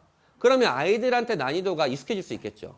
그래서 올해 요것에 대한 그 예시 문항을 발표한다고 했어요. 그거 예시 문항의 난이도가 어떨지는 좀 봐야겠는데, 저게 우리 아이들, 예비 중3 아이들의 입시의 키포인트가 되지 않을까라는 생각은 있습니다. 그 다음에 이렇게 형광색 박스 친 과목이 있어요. 사회와 과학의 융합선택 과목인 9과목. 얘네는 내신에서도 절대평가입니다. 내신에서도. 시험 보시나요? 말씀드리니까 고개가 싹 숙여지면서 이렇게 막 쓰시는데. 요 과목은 절대평가입니다. 이따 말씀드릴 거예요. 자, 그럼 볼게요. 이게 예비 고1까지의 국영수가사 교육과정이고, 이게 예비 중3부터의 2022 개정교육과정 국영수가사입니다. 근데 이게 보면 과목의 수가 늘어나요. 지금 46개에서 지금 몇 개야? 47개에다가 18개 하면 몇 개인가요? 65개인가요? 늘죠. 근데 요 말씀드렸던 사회와 과학이 절대평가라고 하더라도, 절대평가잖아요? 절대평가라고 하더라도 아이들의 선택할 수 있는 과목은 10개가 늘어나는 거죠. 선택 과목이 좀 늘어난다라고 보시면 되고, 선택 과목이 늘어나는 건 어떤 의미가 있을까요? 아이들한테 선택권이 많아진다. 선택권이 많아진다라는 건 어떤 놈은 저 과목 선택하고 어떤 놈은 저 과목 선택하겠지. 그럼 과목의 수강자 수가 줄어든다. 이게 맹점이 좀 있어요. 이게 너무 배치되는 맹점이에요. 제가 아까 계속 강조드렸죠. 고교학점제 입시는 무슨 과목을 선택했느냐가 너무 중요한데, 선택하려다 보니까 20명밖에 안 들어. 1등급이 2명이야, 2명이야, 2등까지야. 그럼 얘 마음은 어때요? 아씨, 이거 들어야 되나 말아야 되나. 필요한 과목인데. 이런 맹점이 좀 생기는 거죠. 내신은 어떻게 변하는지 한번 볼게요. 자, 요게 예비 고1까지의 2015 개정 교육 과정입니다. 요게 이제 예비 중3부터의 2022 개정 교육 과정이죠. 현재는 공통 과목과 일반 선택 과목은 9등급 상대평가예요. 내신이. 근데 요 진로 선택 과목이 그냥 편하게 말씀드리면 수학에선 기하, 과학에선 물학생지 2과목 이런 과목들입니다. 그거는 ABC 절대평가입니다. ABC 절대평가. 요거 기억하고 계세요. 현재 기하와 물학생지 2과목은 절대평가다. 현재. 그렇고 그 다음에 맨 처음에 작년 6월에 공교육 경쟁력 강화 방안을 발표할 때 요거를 처음 얘기했어요. 자, 고교학점제잖아요. 고교학점제는 아이들의 과목 선택권을 무조건 보장해주는 제도입니다. 근데 어떤 과목은 많이 듣고 어떤 과목은 적게 듣는데 그것을 상대평가하면 문제가 있는 거 아닙니까? 1학년 공통과목은 다 듣는 거니까 상대평가하고 그러면 애들이 선택하는 과목들은 절대평가 해야죠. 라고 말을 해놨어요. 그랬더니 또 난리가 났죠. 어떤 난리가 나? 제가 이때 설명했던 거예요. 제가 고등학교 선생님, 교장 선생님이라면 선생님들 드디어 우리 학교에 기회가 왔습니다. 아이들 절대평가니까 A등급 비율을 93%로 맞추세요. 내신부 풀리기가 그 예전에도 있었습니다. 한번. 이걸 막을 방도가 없어요. 그리고 1학년만 선택평가니까 요거 발표됐을 때 저 진짜 막 학원장님들, 입시 전문가들, 어머니들 전화 진짜 많이 받았는데 야 그럼 1학년 때 대학교 결정되는 거 아니야? 1학년만 선택평가니까 제가 아니에요 라고 해도 이미 듣고 싶은 것만 듣는 거야. 근데 이런 인식들이 너무 많았어요. 언론에서도 엄청 이런 기사를 뿌려댔고. 그러면 1학년만 가지고 상대평가를 하면 얘는 고3 이후에 대학교를 가게 되는데 3년 전 때 성적으로 대학교가 결정되는 게 말이 안 되잖아요. 그러면 학생부 종합전형이 늘어나겠구나 라는 또 인식이 또 많아졌어요. 학생부 종합전형이 늘어나면 결국엔 특목자사고구나. 특목자사고가 다 내신이 불리한 것 두려워가지고 지원을 못했는데 절대평가니까 가야지 뭐 이렇게 하면서 광풍이 좀 생기는 거죠. 이런 그 폐단까지는 아니고 이런 문제점들이 예상이 됐었죠. 예상이 돼서 또 교육부가 그러면 또 어떻게 하겠습니까? 그래. 야 그러면 그런 문제 알았어. 그러면 상대평가를 다 하자 그냥 귀찮으니까. 대신에 9등급으로 하면 너무 경쟁이 빡세잖아. 5등급으로 하자 그러면. 모두 다. 1등급은 10%, 2등급은 23%, 3등급 이렇게 해가지고 5등급으로 완화를 하자. 야 그럼 좀 경쟁이 줄어들 거 아니니? 이게 얼마나 이상한 생각이야. 다들 1등급 하려고 이제 난리 칠 텐데. 대신에 중요한 건 표준 편차가 제공이 안 된다라는 건데 요거 제가 이따 좀 집중적으로 말씀드릴게요. 요 개념이 조금 어려운데 표준 편차를 제공하지 않는다. 근데 5등급 상대평가를 한다라고 했을 때 이제는 어느 고등학교가 우수하고 어느 고등학교가 우수하지 않은지를 숫자만으로는 판별이 불가능하겠구나 라는 생각을 좀 했었어요. 그 이유를 이따 말씀드릴게요. 요렇게 했더니 또 이런 문제가 있죠. 어떤 문제가 있어요? 아니 선생님 이 과목을 다 상대평가를 하면 5등급으로 완화한다 하더라도 이런 과목들을 학교에서 몇 명이나 듣겠어요. 지질학과나 지구환경학과 관련 애만 들을 텐데 30명이면 1등급이 3명밖에 안 돼요. 누가 들으려고 하겠습니까?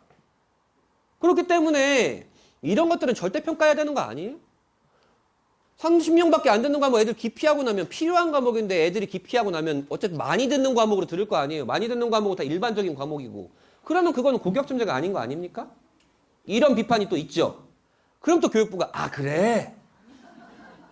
야 그러면 요 과목만큼은 그럼 절대평가하자. 이 9과목만큼 절대평가하자가 된 거예요. 나머지는 상대평가 할 거야. 그래서 다들 그냥 확정됐으니까 12월 말에 확정됐으니까 또 연말이고 또 이제 그것만 신경 쓸 겨를이 없으니까 새해를 맞아야 되니까 그런가 보다 했지만 이건 의미가 없어요. 자 보세요. 사회과학만 절대평가를 하면 국영수의 다른 융합선택 과목은 상대평가죠. 그럼 애들이 상대평가 과목을 들으려고 할까요? 절대평가 과목을 들으려고 할까요? 내신에 부담이 없는 절대평가를 들으려고 할 거 아니에요, 애들이. 그래서 이런 단서를 써놓습니다, 교육부에서. 사회과학 융합선택 과목에 대한 쏠림 현상 등 부작용을 방지하기 위해 장학지도를 실시하고 보완 방안을 마련하겠다. 자, 보세요. 그러면 야, 쏠림 안 돼. 그죠? 쏠리면 안 되잖아요. 그건 고교학점제가 아닌 거잖아. 애들 과목 선택해, 아이들 맘대로 하는 건데. 아, 그렇죠. 그리고 또 이것도 맹점이 있어요. 왜 사회과학만? 자, 보세요. 아동발달과 부모라는 과목. 상대평가입니다. 유아교육과, 가정교육과, 아동가족학과, 소비자학과. 이런 데 가려고 하는 애들 들어야 되는데, 야, 우리 학교에 16명밖에 없어. 이거 누가 들어, 이거를? 상대평가라고요, 이게. 미디어 영어, 매체 의사소통, 미디어 커뮤니케이션 학과 가려고 해도 무조건 들어야 되지 않겠어요? 근데 20명밖에 없어. 근데 얘네는 상대평가래. 얘네만 절대평가고. 아, 그런 맹점이 있죠. 다시, 지금 아까 계속 설명드렸던 게 지금 떠오르시죠? 과목 선택이 너무 중요한데, 과목 수가 많아지면서 수강자가 쪼개지는데, 희한하게 얘네만 절대평가하고 얘네는 상대평가다. 그렇다. 자, 그래서 요게 예비 고1까지 9등급 체제고 요게 여러분들 예비 중3부터의 5등급 체제인 겁니다. 자, 그래서 지금의 여러분들의 1등급은 지금의 1, 2등급이죠. 여러분들의 2등급은 지금의 4등급 중후반입니다. 여러분들의 3등급은 6등급 초중반이에요. 자, 그러면 보세요. 2등급까지라고 가정을 했을 때 내신 2.0이라고 현재 기준으로 2.0이라고 가정을 했을 때 교과 전형으로 가는 거는 중경외시 라인입니다. 종합 전형으로 가는 건 서성안으로 갈 수 있겠죠. 4등급이라고 가정했을 때 정말 가천대 가면 너 진짜 잘 갔다. 이렇게 얘기합니다. 여기서 서성안이나 중경외시, 서성안 중경외시 나왔었는데 여기서 갑자기 가천대 갔다. 물론 가천대 좋은 학교입니다. 그러면 마음은 어떻겠어요, 우리 어머님들의 마음과 아이들의 마음은? 이거 아니면 안 되는구나. 이런 생각이 들겠죠. 물론 꼭 그렇진 않아요. 제가 시뮬레이션 돌려봤을 때. 꼭 그렇진 않은데 5, 1등급이 나오는 애가 분당에 정말 학교별로 8명에서 10명 많아야? 그 정도로 예상을 합니다. 왜냐면 다 1점 몇으로 나올 거예요. 대부분 다. 1점 몇으로. 5, 1등급이 나오는 아이는 많지 않을 것 같다라는 겁니다. 자, 그래서 이게 무슨 얘기냐? 지금은 388명일 때 1등급이 16명인데 여러분부터는 1등급이 39명이다. 라는 겁니다. 그래서 16명이 1등급이, 현재는 1등급이 388명이 처음인데 155명 들어도 16명이다. 155명 16명인 거는 지금 여기에 138부터 162까지는 6명이거든요. 1등급 인원이 10명이 늘어난 거죠. 완화가 된 건 맞습니다. 완화가 됐는데 사실 155명 듣는 과목들이 이제 별로 몇 개 없기도 할 거예요. 2, 3학년 때. 모두 들어야 되는 과목 말고는. 1등급 16명. 생각보다 빡세진 않죠. 빡세지 않는 게 아니라 빡세죠, 생각보다. 16명이구나. 그렇게 보시면 되고. 그래서 제가 시뮬레이션을 돌려봤습니다. 현재 교육과정 기준으로 1학년 1학기 1.81, 1학년 2학기 2.43, 2학년 1학기 1.96, 2학년 2학기 2.09 해서 이 4학기의 내신이 2.07이 나오는 아이가 여러분들 내신 체제로 하게 되면 1.26이 나옵니다. 그러면 2점대가 다 1점대가 되는 거겠죠. 2점대가 1점대도 1점대고 2점대도 1점대가 된다는 건 1점대가 엄청 조밀해지는 거죠. 엄청 조밀해집니다. 엄청 조밀해지면 대학의 입장에서는 어때요? 야, 1.26이나 1.27이나 다른 걸로 변별해야지. 이런 생각 들겠죠.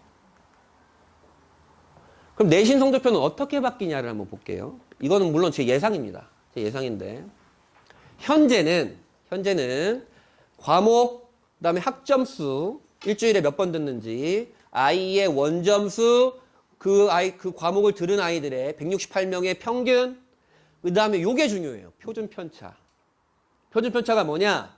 이 과목 평균에서 아이들의 점수가 168명이 누군가는 빵점이고 누군가는 100점일 거 아니에요. 이 흩어진 정도를 얘기해 주는 게 표준 편차인데, 이 표준 편차가 20 이상이면, 20에서 25면 일반고입니다. 아, 얘는 그냥 일반고구나라고 대학교에서 그냥 알 수 있어요. 그냥. 그리고 지점수라 그래가지고, 지점수라 그래서 아이의 원점수와 과목 평균과 표준 편차를 함수식으로 때리면 그냥 얘는 1등급이지만 몇 퍼센트 1등급인지가 추정이 돼요. 1% 1등급인지 4% 1등급인지가 추정이 됩니다. 이 표준 편차가 있어서. 그래서 지금도 요 성취도별 분포 비율은 나와요. 성적표에는 안 나옵니다.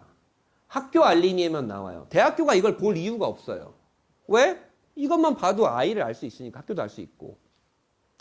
그리고 얘가 이제 2등급이 됐고, 자, 기하가 절대평가를 했잖아요. 현재까지. 예비 고1까지. A, B, C로 해가지고 A, B, C별 등급별 분포 비율이 나옵니다. 근데 이제는 과목 나오겠죠? 학점 몇 학점 들었는지 나오겠죠? 원점수 나오고 과목 평균 나오는데 표준 편차가 사라져. 그러니까 그 학교의 애들이 점수 분포가 어떠한지를 이걸로 추정할 수밖에 없어요. 아, 애가 93점의 1등급의 A니까 여기 안에 있는 거구나. 그럼 66.3이면 이 정도인데 애들의 점수 분포가 어떤지는 사실 몰라. 왜냐면 93점이 19.3% 다일 수도 있잖아요. 그래도 A등급인 거잖아요. 아, 그게 안 되는 거지. 대략적으로 추정만 가능한 거죠. 그 다음에 두 번째, 2등급짜리가 다 1등급이 됐죠? 그렇죠? 그리고 세 번째, 기하가 절대평가였는데 상대평가로 변하면서 82점이니까 B등급으로 내려가게 되고 2등급이 된 거죠. 그리고 기하의 분포 비율이 A, B, C에서 D2가 나오게 되죠. 아, 요렇게 바뀌는 거구나. 그러면 우선은 대학의 고민은 이러겠죠. 이것만 봐도 애를 대충 알 수 있었는데 아, 잘 모르겠네. 숫자만 가지고는 잘 모르겠네. 다른 것도 봐봐야겠네. 다른 거라면 뭐였겠어요? 학생부를 보든지 수능 최저를 빡세게 걸어놓든지 면접을 보든지 라고 할 거 아니에요. 그리고 요 숫자만 가지고 본다 그래도 꼼꼼하게 봐야겠네. 꼼꼼하게 본다는 것도 어떤 거예요? A등급이 적은데 1등급 A등급인지 A등급이 많은데 1등급 A등급인지 이런 것도 보잖아요. 적은데 1등급 A등급이면 좋은 거 아니겠어요? 원점수가 또 턱걸이에 걸쳤는지 100점에 가까운지 또 보겠죠.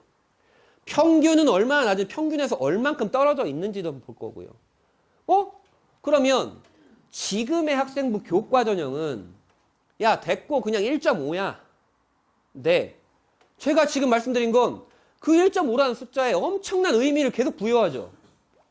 아, 그러면 내신이라는 정량에다가 내신의 정성을 더하게 되겠죠. 그렇구나. 그러면 또 빠르신 분은 이해하시겠죠. 아, 원점수가 우선 높아야 되겠구만. 1등급이면 좋겠구만. A등급이 적은데 A등급이면 좋겠구만. 근데 A등급 비율은 내가 결정할 수 있는 건 아니잖아요. 학교 선생님의 시험 난이도에 따라 하는 거니까. 우선 A등급의 1등급의 원점수가 높으면 좋겠구만. 그러고 주요 과목을 좀 더 많이 들은 아이들은 좀 좋겠구만. 이렇게 보시면 되겠죠. 자, 이제부터가 조금 어려워집니다.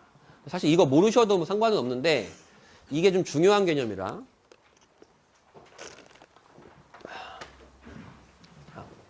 여러분들은 중학생이니까 90점 이상, 정확히는 89.5점 이상이죠.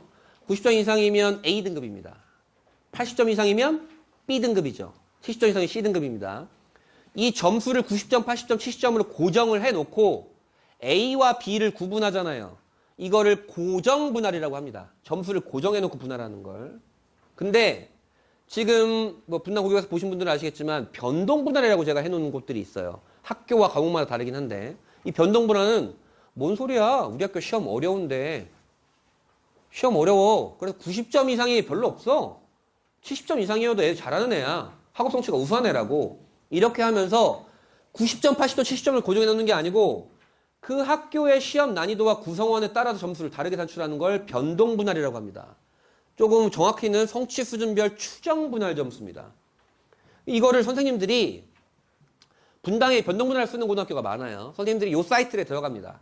요 사이트에 들어가서 우리 뭐 서술형 평가, 그 다음에 수행 평가 비율, 시험 1번부터 25번까지 난이도, 예상 정답률 이런 거 딱 때리면 이 시스템이 딱 말을 해줍니다. 선생님 그렇군요. 그러면요 90점 이상 아니에요. 71점 이상이면 A등급이면 되겠어요. 이렇게 선출을 해줍니다. 이게 분당의 보평이었나 어디였나 기억이 안 나네요. 어쨌든 고정 분할이 아니고 변동 분할을 쓸 수가 있다. 지금 쓰고 있다. 그럼 이 얘기는 자 물어보세요. 예를 들어서 우리 학교가 진짜 공부를 못하는 애들이 너무 많아 올해 신입생이. 교장 선생님이 이게 미치겠네. 이런 고민이 들죠. 근데 표준 편차가 없어. 오케이. 표준 편차 없어? 그러면 선생님한테 얘기합니다. 선생님 변동 분할을 해서요. 65점 이상이면 A등급으로 합시다. 그렇게 조정하세요. 그럼 A등급이 좀 늘어나겠지 뭐. 그걸 누가 알아요? 대학에서 모르잖아요. 이렇게 할 수도 있죠. 그러니까 이 얘기는 뭐예요?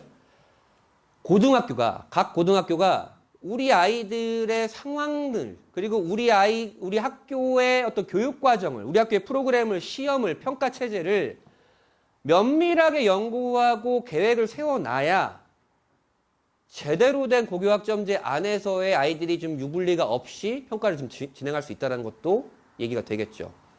그래서 올해 2학기 때 잘 보셔야 되는데 개인적으로는 사실 그런 생각은 있어요. 분당은 잘 안 변하겠다. 올해 교육과정을 크게 바꾼 곳이 이제 판교고와 한솔고입니다. 한솔인가 태원인 것 같은데 판교고는 확실히 바뀌었고 근데 좀 고교학점제 선제적으로 대응하고 있구나라는 생각은 했는데 나머지 고등학교는 크게 바뀌진 않았고 문제는 그런 거죠. 어차피 애들이 정시로 간다고 할 텐데 내가 바꿔서 뭐 할 거야. 귀찮고 힘든데 선생님들 되게 싫어하는데 내가 학교장에 선생님들 이렇게 합시다 그러면 선생님들이 좋아하겠어요? 귀찮지. 애들이 어차피 정시로 간다고 할 텐데 바꾸는 게 의미가 있나? 이런 생각을 하고 있을 수도 있어요. 왜냐하면 지금도 내신 3등급 이하면 2점 후반부터는 죄다 정시한다 그럽니다. 애들 대부분.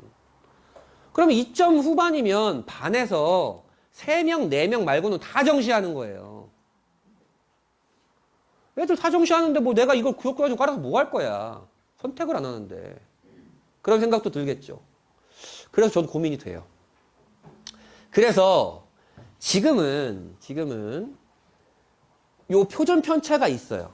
표준 편차가 있고 이 성취도별 분표 비율을 대학에서 볼 이유가 없다 그랬습니다. 볼 이유가 없는데 제가 임의로 넣어놨고 고정 분할을 쓰는 3개 유형이 있고 변동 분할을 쓰는 2개 유형이 있어요. 요런 것들이 이제 없어지는 거예요.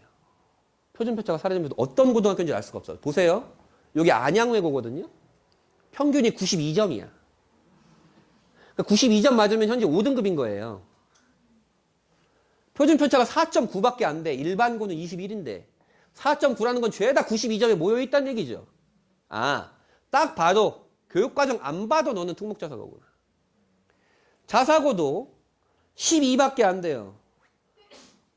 분당에서 표준 편차가 작은 학교가 낙생고죠. 한 14에서 15 정도 되는데 공부 잘하는 학교구만. 그렇게 그냥 볼 수 있는데 A등급도 높고 변동 분할이구만.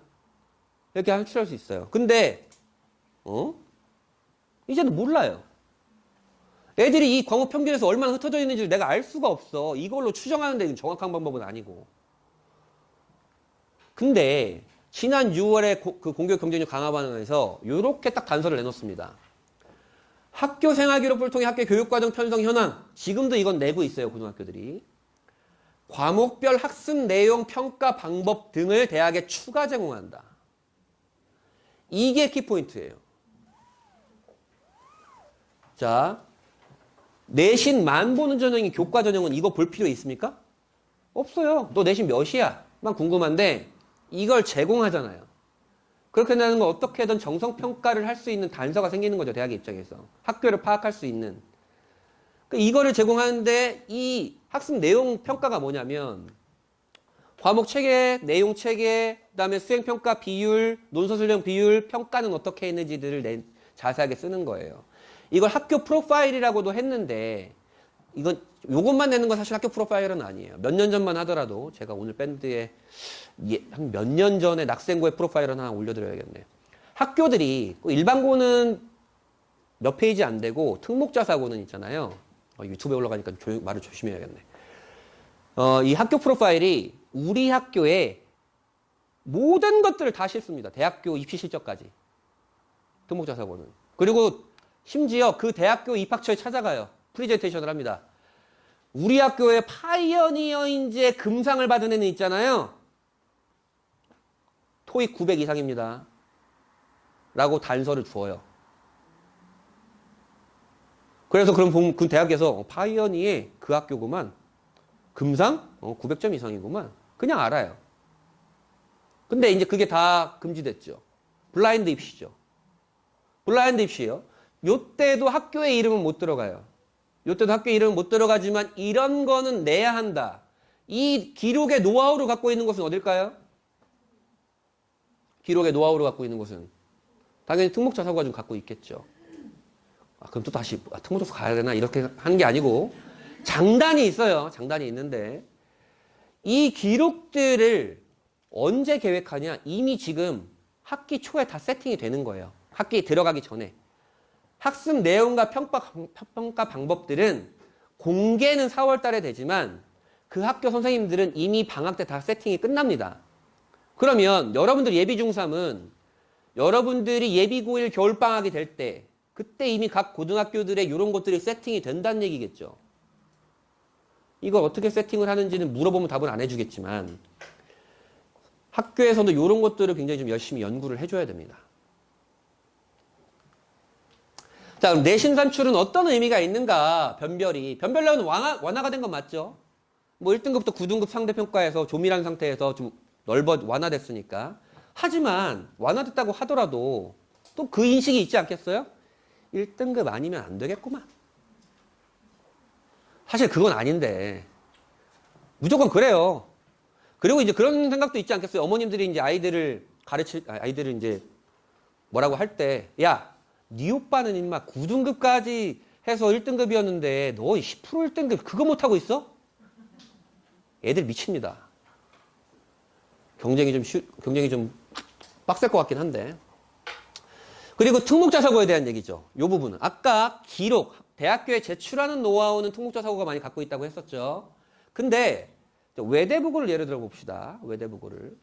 현재 예비 고1까지는 진로 선택 과목이 ABC 절대평가라고 그랬죠. 그래서 외대부고는 2학년 2학기부터는 애들이 내신에 대한 부담감이 없어요. 15명이 듣건 30명이 듣건 100명이 듣건 절대평가니까 나한테 필요한 과목을 다 들으면 된다고. 그 어려운 과목을. 근데 그게 이제 상대평가로 바뀌어. 그러면 외대부고 애들의 마음은 어떨까요? 원래 학년이 올라갈수록 내신에 대한 부담이 없었는데 5등급으로 완화가 되었다고 하더라도 올라갈수록 내신을 챙겨야 돼. 게다가 각 대학교가 정시해서 교과평가까지 늘려? 그럼 3학년 2학기까지 내신을 챙겨야 되는데 그게 상대평가야? 이런 부담감이 있겠죠.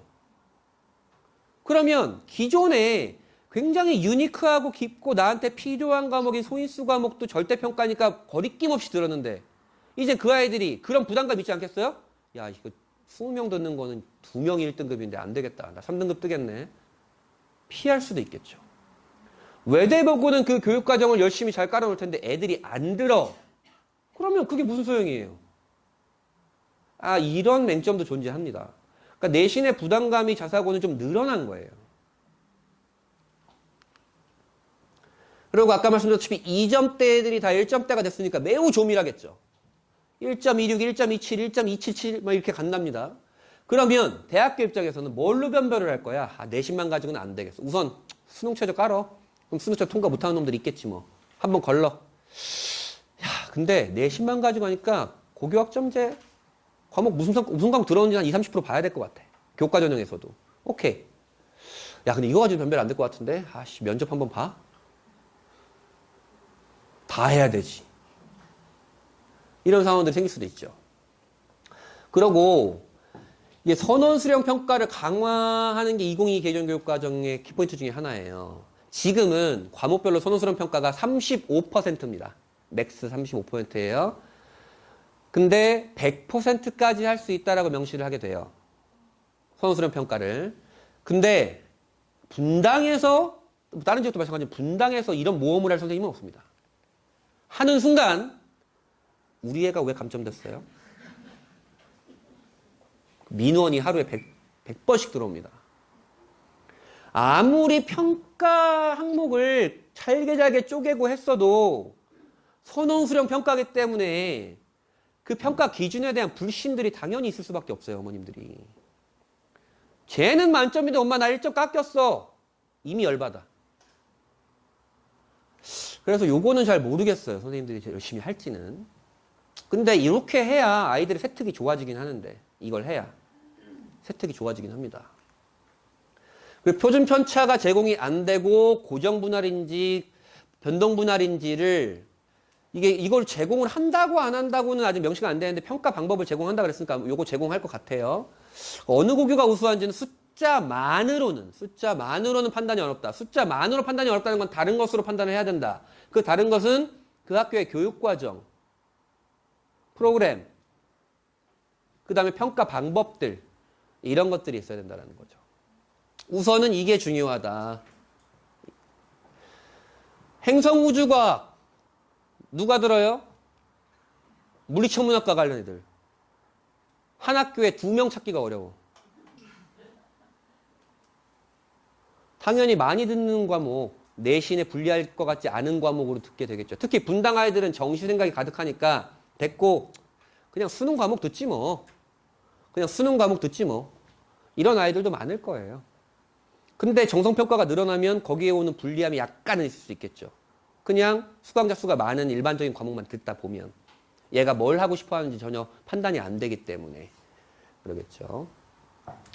그래서 고맹점이 존재한다. 수강자 수가 쪼개지는데 상대평가인 과목이 여전히 남아있다. 그거는 일반고도 특목자사고도 마찬가지다. 그래서 정성평가가 확대될 가능성이 높다. 그리고 특히 분당에서는 2등급이면 이제 2등급이 나오면 기존의 4등급이라 그랬잖아요. 그렇기 때문에 수시 답 없네. 특목자사고도 3등급이면 수시 답 없네. 그러면 정시로 하게 될 아이들이 좀 많아질 것 같긴 해요. 근데 문제는 그런 거죠. 대학들이 정시 비율을 어떻게 할지는 2026년 4월 달에 발표가 돼요. 여러분들 아이들이 고2가 될 때. 너무 늦어요. 내년엔 발표를 해줬으면 좋겠는데. 그리고 또한 정성평가대학에 늘어나면 내가 2등급이더라도 어쨌든 3학년 2학기까지는 학교생활 열심히 해줘야지. 수능도 하면서. 이런 게 있죠. 오늘 집중도가 너무 좋은데요. 감사합니다. 내신만 2.07이 1.26이 되는 마법.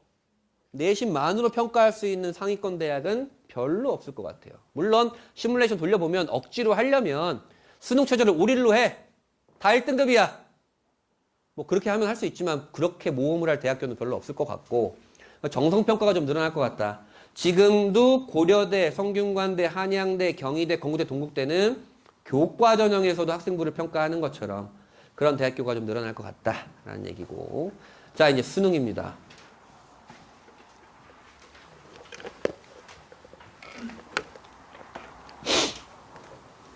현재 수능입니다. 현재 수능은 선택형 수능이라고도 하고 총합형 수능이라고도 합니다.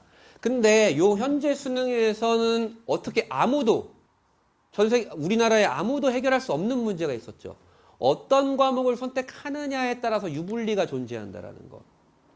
미적분을 선택하고 과탐을 선택한 아이들이 확통을 선택하고 사탐을 선택한 아이들보다 표준 점수가 높아지고 그러면서 문과 침공이란 단어가 생기고 수학 1등급에 95% 이상이 미적분 선택자고 뭐 이런 문제들이 생겼고 탐구 과목도 만점 받았는데 50점 만점을 받았는데 어떤 놈은 80점이고 어떤 놈은 69점이야. 같은 만점인데 11점 차이가 난다고. 과목별 선택에 대한 유불리 문제가 가장 컸었죠. 그래서 얘기합니다. 아 그래? 야 똑같이 봐 그럼. 됐어. 그런 건 없잖아. 그럼 문제 없어지는 거잖아. 심플하잖아. 문과건 이과건 할 거 없이 다 그냥 수원수투 확통이야. 문과건 이과건 할 거 없이 통합사회 통합과학 볼 거야. 왜? 2학년 과목으로 하게 되면 그건 안 되잖아요. 누군가는 선택 과목을 사탐을 하고 누군가는 과탐을 하게 될 텐데 공통으로 보는 과목을 할 수밖에 없는 이게 가장 키포인트가 좀 될 거고. 그 다음에 나머지는 뭐 국어와 영어는 큰 변화는 없긴 한데 그런 거죠. 야, 수능 보는 누구든지 다 똑같은 과목을 보면 유불리 문제가 없을 거 아니야. 가 키포인트가 되는 겁니다. 그러고 야, 그래도 이공계열 애들은 요거는 좀 봐야 되지 않겠니? 검토해야겠다라고 했는데 이게 이제 사라졌죠. 이게 사라지고 이렇게 됐죠. 요 빨간색 박스가 절대평가 과목이고요. 그리고 기존과 다르지 않다. 1등급, 9등급 상대평가에 그 다음에 표준점수 100분위 등급이 제공이 된다. 그 다음에 EBS 연계한다. 뭐 이런 얘기고. 그래서 수능 성적표는 현재 이래요. 무슨 과목을 선택했는지가 나옵니다. 근데 여러분들부터는 선택 과목을 볼 수 있는 건 제2외국 한문밖에 없겠죠. 그렇죠? 이렇게 나오게 되는 거고. 그럼 수능을 바꾸게 된 건 어떤 의미가 있을까요? 예비 고1 아이들의 재수를 허용한다. 제도전은 해야지. 제도전이 죄는 아니잖아. 그런 얘기고. 가장 문제가 되는 건 고교학점제가 시작될 때 가장 문제가 돼. 저도 고민을 했던 건 야, 이거 늦게 철든 놈들은 어떡하지? 이런 생각이 좀 들었었거든요. 막 수능 절대평가 얘기 나오고 막 이럴 때. 근데 늦게 철든 애들도 이제 수능이 상대평가가 되니까 그래도 구제를 좀 할 수가 있겠죠. 제발 늦게라도 철들었으면 좋겠고. 자, 그 다음에 선택 과목 유불리나 문과 침공에 대한 단어는 이제 사라지겠죠. 아예 사라질 겁니다. 그 영어, 수능 영어에 대한 문제가 하나가 제가 좀 생각을 많이 해봤어요. 지금 영어가 절대평가잖아요. 영어가 절대평가인데 이 영어를 어떻게 판정하나 대학마다 좀 다르긴 하지만 영어 1등급 맞으면 그냥 만점 처리할 거야. 영어 2등급 맞으면 감점 처리할 거야. 이런 식으로 미리 다 얘기를 해놔요. 몇 점 감점할 거야. 정시 5강에. 근데 성균관대가 올해 어땠냐면 미리 공개하기 싫어. 영어 등급별 비율 어떤지 보고 내 맘대로 줄 거야, 점수. 그거를 변환 표준 점수라고 합니다. 나온 거 보고 애들 분포 보고 점수 변환해서 할 거야. 우리 마음대로. 근데 올해 수능 영어 어땠어요? 미친 듯이 어려웠죠. 절대평가인데 1등급이 4.7%야. 어려웠지. 그러면 성균관대는 고민을 합니다. 야, 1등급이랑 2등급이랑 차이 주면 2등급인 아이들은 지원 안 하겠네. 그러면서 저희요 2등급까지 만점 처리할게요. 라고 추후에 발표하는 겁니다. 야, 그럼 이 얘기는 무슨 얘기냐? 수능 영어의 난이도에 따라서 대학들이 입맛대로 점수를 줄 수 있죠. 그러면 여러분들이 수능이 2028학년도 영어 수능이 어떨지 모르겠지만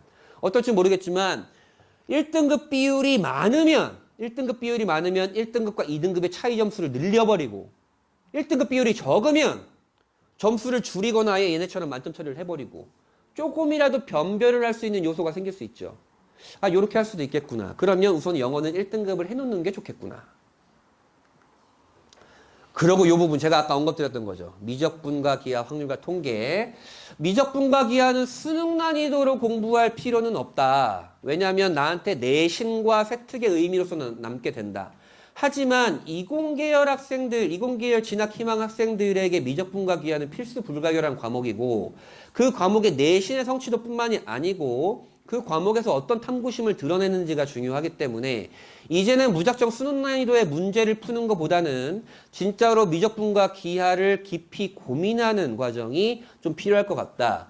그리고 확률과 통계는 미적분에 비해서 양은 굉장히 적지만 수능에 직접적으로 출제되는 과목이고 그 다음에 변별이 확통해서 날 수도 있을 것 같으니 확통에 대한 생각을 이제 기존에 갖고 있던 생각과는 좀 다르게 해야 될 필요가 있다. 라고 말씀을 드렸습니다. 그리고 교육부에서 또 어떤 단서를 달아놨냐. 심화 수학, 미적분 투와 기하를 수능에서 제외한 이유를 심화 수학 영역에 해당되는 교과목, 미적분 투와 기하죠. 학교에서 학습할 수 있고 대학은 그 평가 결과를 확인할 수 있으므로. 이 얘기가 뭐예요? 정시에서 수능에 심화 수학 안 볼게. 야, 그거 니네가 대학교에서 확인할 수 있잖아. 이 얘기는 정시에서 정성평가를 할 수 있는 대학들이 늘어나겠다. 그리고 한간에 외고 국제고도 의대를 갈 수 있대라는 말에 혹하신 부분들이 계신데 안 됩니다. 걔네가 미적분 기하를 왜 깔겠어요? 미적분 기하는 들어야 됩니다. 그렇기 때문에 정성평가가 늘어날 수 있다라는 단서가 될 수도 있다라는 거고, 통합사회와 통합과학이 가장 큰 이슈거리가 되겠죠. 1학년 때 배우는 과목이야. 1학년 때 배우는 과목인데 아까 말씀드렸죠. 학교 공부는 1학년 때 내신 공부죠. 통사 통과 하는데 2학년 때 얘는 선택 과목하고 통사 통과하고 3학년 때 선택 과목하고 통사 통과합니다. 이게 뭐야? 그리고 얘 3학년 때 고등학교들은 고민을 하겠죠.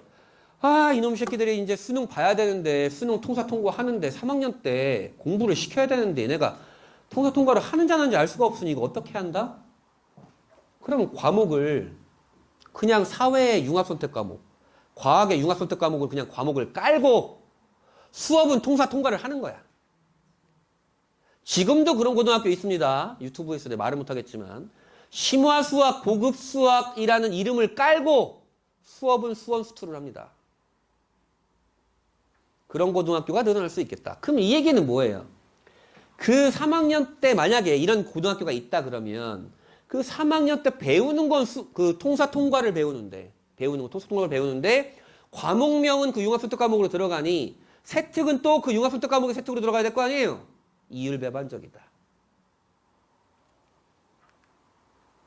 그래서 올해 예시문항을 내놓는다고 했어요. 요거 나오면 뭐 제가 이제 사회나 과학의 전문가는 아니니까 전문가들의 의견을 빌어서 다시 한번 마이크를 한번 켜도록 하겠습니다. 그 다음에 정시, 스카이가 다 이제 교과평가를 한다. 교과평가의 핵심은 무엇인가? 무슨 과목을 들었는가? 그 과목의 성취는 어떠한가? 지적 호기심은 어디로 향하고 있는가입니다. 그리고 2주에 따끈따끈하게 서울대에서 2028 대입전형 개편 방안이라는 포럼을 하게 됩니다. 서울대는 제가 밴드에도 올려줬는데 서울대는 정시를 싫어합니다. 엄청 싫어해요. 그래서 교과평가를 도입한 거기도 하고. 뭔 얘기냐? 야, 정시 40% 세팅하라고 세팅했더니 죄다 교육특구 애들이야. 다양성이 없어. 애들이 죄다 의대 가겠다고 다 빠져나가. 애들도 줄어드는데. 그래서 40% 안 할 거야. 안 하고 싶다라고 교육부에 넌지 시그널을 보낸 거죠. 그러고 학업 충실도를 좀 봐야겠어. 수능 점수 말고. 그래서 수시는 지금도 이런 체제긴 한데 수시는 서울대 수시는 면접을 좀 빡세게 해야겠어. 기존의 면접 가지고는 안 될 것 같아. 이런 얘기를 했고, 정시는 야, 교과 평가를 강화해야겠어. 변별이 지금은 ABC 세 단계로 했다면 이제는 5단계로 나눠서 7단계로 나눠서 좀 더 변별을 두고 중요도를 높이고 해야겠어. 1단계에서 그냥 수능 점수로 줄을 세운 다음에 1단계 수능 점수 줄을 세운 다음에 2단계에서는 교과 평가를 좀 빡세게 반영해 봐야겠어. 이렇게 예고를 해놓은 상황이죠. 이 얘기는 뭐예요, 그러면? 서울대가 정시에서 교과 평가를 좀 늘리겠다, 강화시키겠다라는 얘기는 우리나라의 상징적인 대학인 서울대부터 시작한 연쇄 효과가 일어날 수도 있다라는 거죠. 물론 경기권 대학부터는 경기 상위권 대학부터는 뭐 교과 평가 이런 거 안 해도 그냥 수능 점수로 다 선발할 수 있어요. 근데 우리가 뭐 경기권 대학교 현재부터 나는 가천대면 돼요 선생님 뭐 이런 애들 없을 거 아니에요. 그러니까 그런 거 고민하셔야 되고. 그러면 대입은 어떻게 변할까? 이게 아까 보여드렸던 슬라이드였죠. 기억하시죠? 내신 만 보는 전형, 내신 도 보는 전형, 논술 전형, 수능 전형이었습니다. 그러면 내신 만 보는 전형은 어떻게 바뀔까? 현재 내신 만 보는 전형의 방식은 요 5가지가 있습니다. 요거는 그냥 너 1.5야, 너 1.5야. 요거는 1.5야? 1.5인 거 50% 반영할게. 그리고 나머지 50%는 1.5인데 네 원점수와 과목평균과 표준 편차도 반영한 지점수를 활용해서 50% 반영할게. 이게 연세대입니다. 그래서 요거는 교과 전형인데도 1.72, 1.5를 이기는 경우도 많아요. 지점수가 높은 애들은. 요거 같은 경우는 고려대 서강대입니다. 고려대 서강대는 진로 선택 과목이 지금 A, B, C 절대평가라 그랬잖아요. 기하, 뭐 물화성지 2 같은 게. 근데 A등급이 적은데 A등급인 학생이 좀 유리해요. 그렇게. 그리고 요거는 한국외대인데 야 3등급이더라도 90점 이상이면 만점 줄 거야. 이렇게 하는 대학도 있어요. 내신 만보는 전형에서. 그리고 요건 아까 말씀드렸던 고려대, 성균관대, 한양대, 경희대, 건국대, 동국대 이런 대학교들이 내신에다가 교과 정성평가를 20, 30% 반영한다. 이렇게 5가지가 있어요. 그러면 우리는 어떻게 변할까요? 요 방식을 차용하는 게 가장 심플하긴 합니다. 대학들이 머리 안 쓰고. 그 다음에 표준 편차가 사라지니까 여기는 사라지겠죠. 표준 편차가 사라지니까 요 방식은 할 수가 없어요. 그리고 요 방식을 하려면 요 방식은 쓸 수 있어요. 요 방식을 하려면 수능 최저가 무조건 있어야 돼요. 왜냐면 변별이 좀 약해지니까 내신 변별이. 그냥 내신 1.5야? 그럼 수능 최저 이만큼 맞아와야 돼라고 하는 식으로. 이거는 아마 그래도 서울 하위권부터는 그냥 이렇게 뽑아도 상관없지 않을까라는 생각은 있어요. 그 다음에 요 부분이 저도 고민이 돼요. 요 부분을 조금 변형해서 쓸 수도 있겠다, 대학들이. 내신 1.5야? 내신 1.5인 거 70% 반영할게. 그리고 정성평가는 안 해. 정성평가 안 하고 그 30%는 뭘로 반영할 거면 원점수가 몇 점 이상이면 얼마? A등급 비율에 따라서 또 얼마? 이런 식으로 점수를 잘게 쪼갭니다. 그러면 변별이 좀 더 되겠죠. 그렇게 할 수도 있겠다. 그래서 이런 식을 혼용하는 대학교들이 많이 늘어나겠다. 내신만 보는 전형도. 그래서 결국엔 내신에다가 원점수, 평균, 성취도, A인지 B인지 C인지, 분포 비율인지, 그 다음에 몇 학점이나 들었는지, 요것도 중요할 수 있겠죠. 이렇게 단서를 걸어놓는 대학도 있을 거예요. 지금은 문이과가 이제 없어지잖아요, 여러분들은. 문이과가 없어지는데, 내신만 보는 전형에서는 지금은 사탐을 들은 아이들도 이과로 지원할 수 있어요. 정성평가가 없는 대학교들은. 그러면 대학교들은 좀 고민을 할 거예요. 야, 안 되겠다. 그러면 과학의 이수학점이 몇 학점 이상인 애들을 기준으로 해야겠다. 이과를 기준으로 하려면. 들어오려면. 이렇게 해놓을 수도 있습니다. 그 다음에 수능 최저를 이만큼 걸어놓거나 정성평가를 하거나 면접을 하거나 이렇게 바뀔 가능성이 높다. 다 하죠, 지금. 교과 전형인데도. 뭐야, 이게. 교과 전형이 아닌 거지, 이제. 교과 전형이 종합 전형화가 됐고, 지금도 그렇고, 이제 종합 전형도 교과 전형화 되고 있고, 수능도 종합 전형화 되고 있고, 뭐 이렇게 되는 거예요. 이게 중요하다라는 거고. 자, 종합 전형은 사실 2022 교육과정에 가장 적합한 전형이긴 합니다. 왜냐하면 아이들의 적극적이고 자주적이고 주도적인 과목 선택과 그것의 성취를 의미를 부여해서 평가할 수 있기 때문에 각 대학의 인재상에 맞게 평가할 수 있기 때문에 그렇지만 지금은 그 학생부 종합전형에 대한 불신이 굉장히 크고 학생부 들어가는 항목들이 굉장히 줄어들었어요. 대학교에서도 토로를 합니다. 아니 학생부를 볼 수 있는 항목들이 없으니까 이걸 제대로 뽑기가 어려워서 내신만 보이더라. 이런 대학교들도 있어요. 게다가 이게 학생부 종합전형은 면접을 많이 본다 그랬잖아요. 면접을 보고 아이들이 학생부를 평가해야 되는데 이걸 누가 합니까? 입학사정관들이 하잖아요. 그걸 하면 그게 다 돈이에요. 인건비잖아요. 이게 돈이 많이 드는 전형이에요. 그 다음에 시간도 오래 걸리는 전형이에요. 평가를. 그냥 숫자만 딱 돌리는 게 아니니까. 그래서 비중을 크게 늘리기는 쉽지 않을 것 같아요. 대신에 종합전형은 이게 좀 중요할 것 같습니다. 현재는 1학년 세특이 과목별 각 담당 선생님이 써주시는 게 500자인데 학년 단위예요. 1학년이. 학년 단위라 1학년 때 3,500자인데 여러분들 또는 학기 단위입니다. 7,000자로 늘어나요. 아, 글자가 엄청 중요해지겠구나. 물론 여러분들이 그 7,000자를 쓰는 게 아니잖아요. 선생님들이 쓰는 거니까. 벌써부터 인상 찌푸려졌습니다. 그래서 학생부 교과 전형 위주의 대학 입결을 했던 고교. 사실 분당은 많지 않죠. 교과 전형을 지원하는 애들이 별로 없으니까. 근데 여기는 노력이 필요하고 대신에 분당 고등학교들은 이제 준 학교 프로파일을 제공해야 된다 그랬잖아요. 평가 방법, 과목 내용들. 그런 것들은 고민을 해야겠다라는 거고. 그다음에 학생부 양식이 변한다는 얘기가 들려오는데 아직 확정된 양식은 없습니다. 변할지 안 변할지도 모르겠고.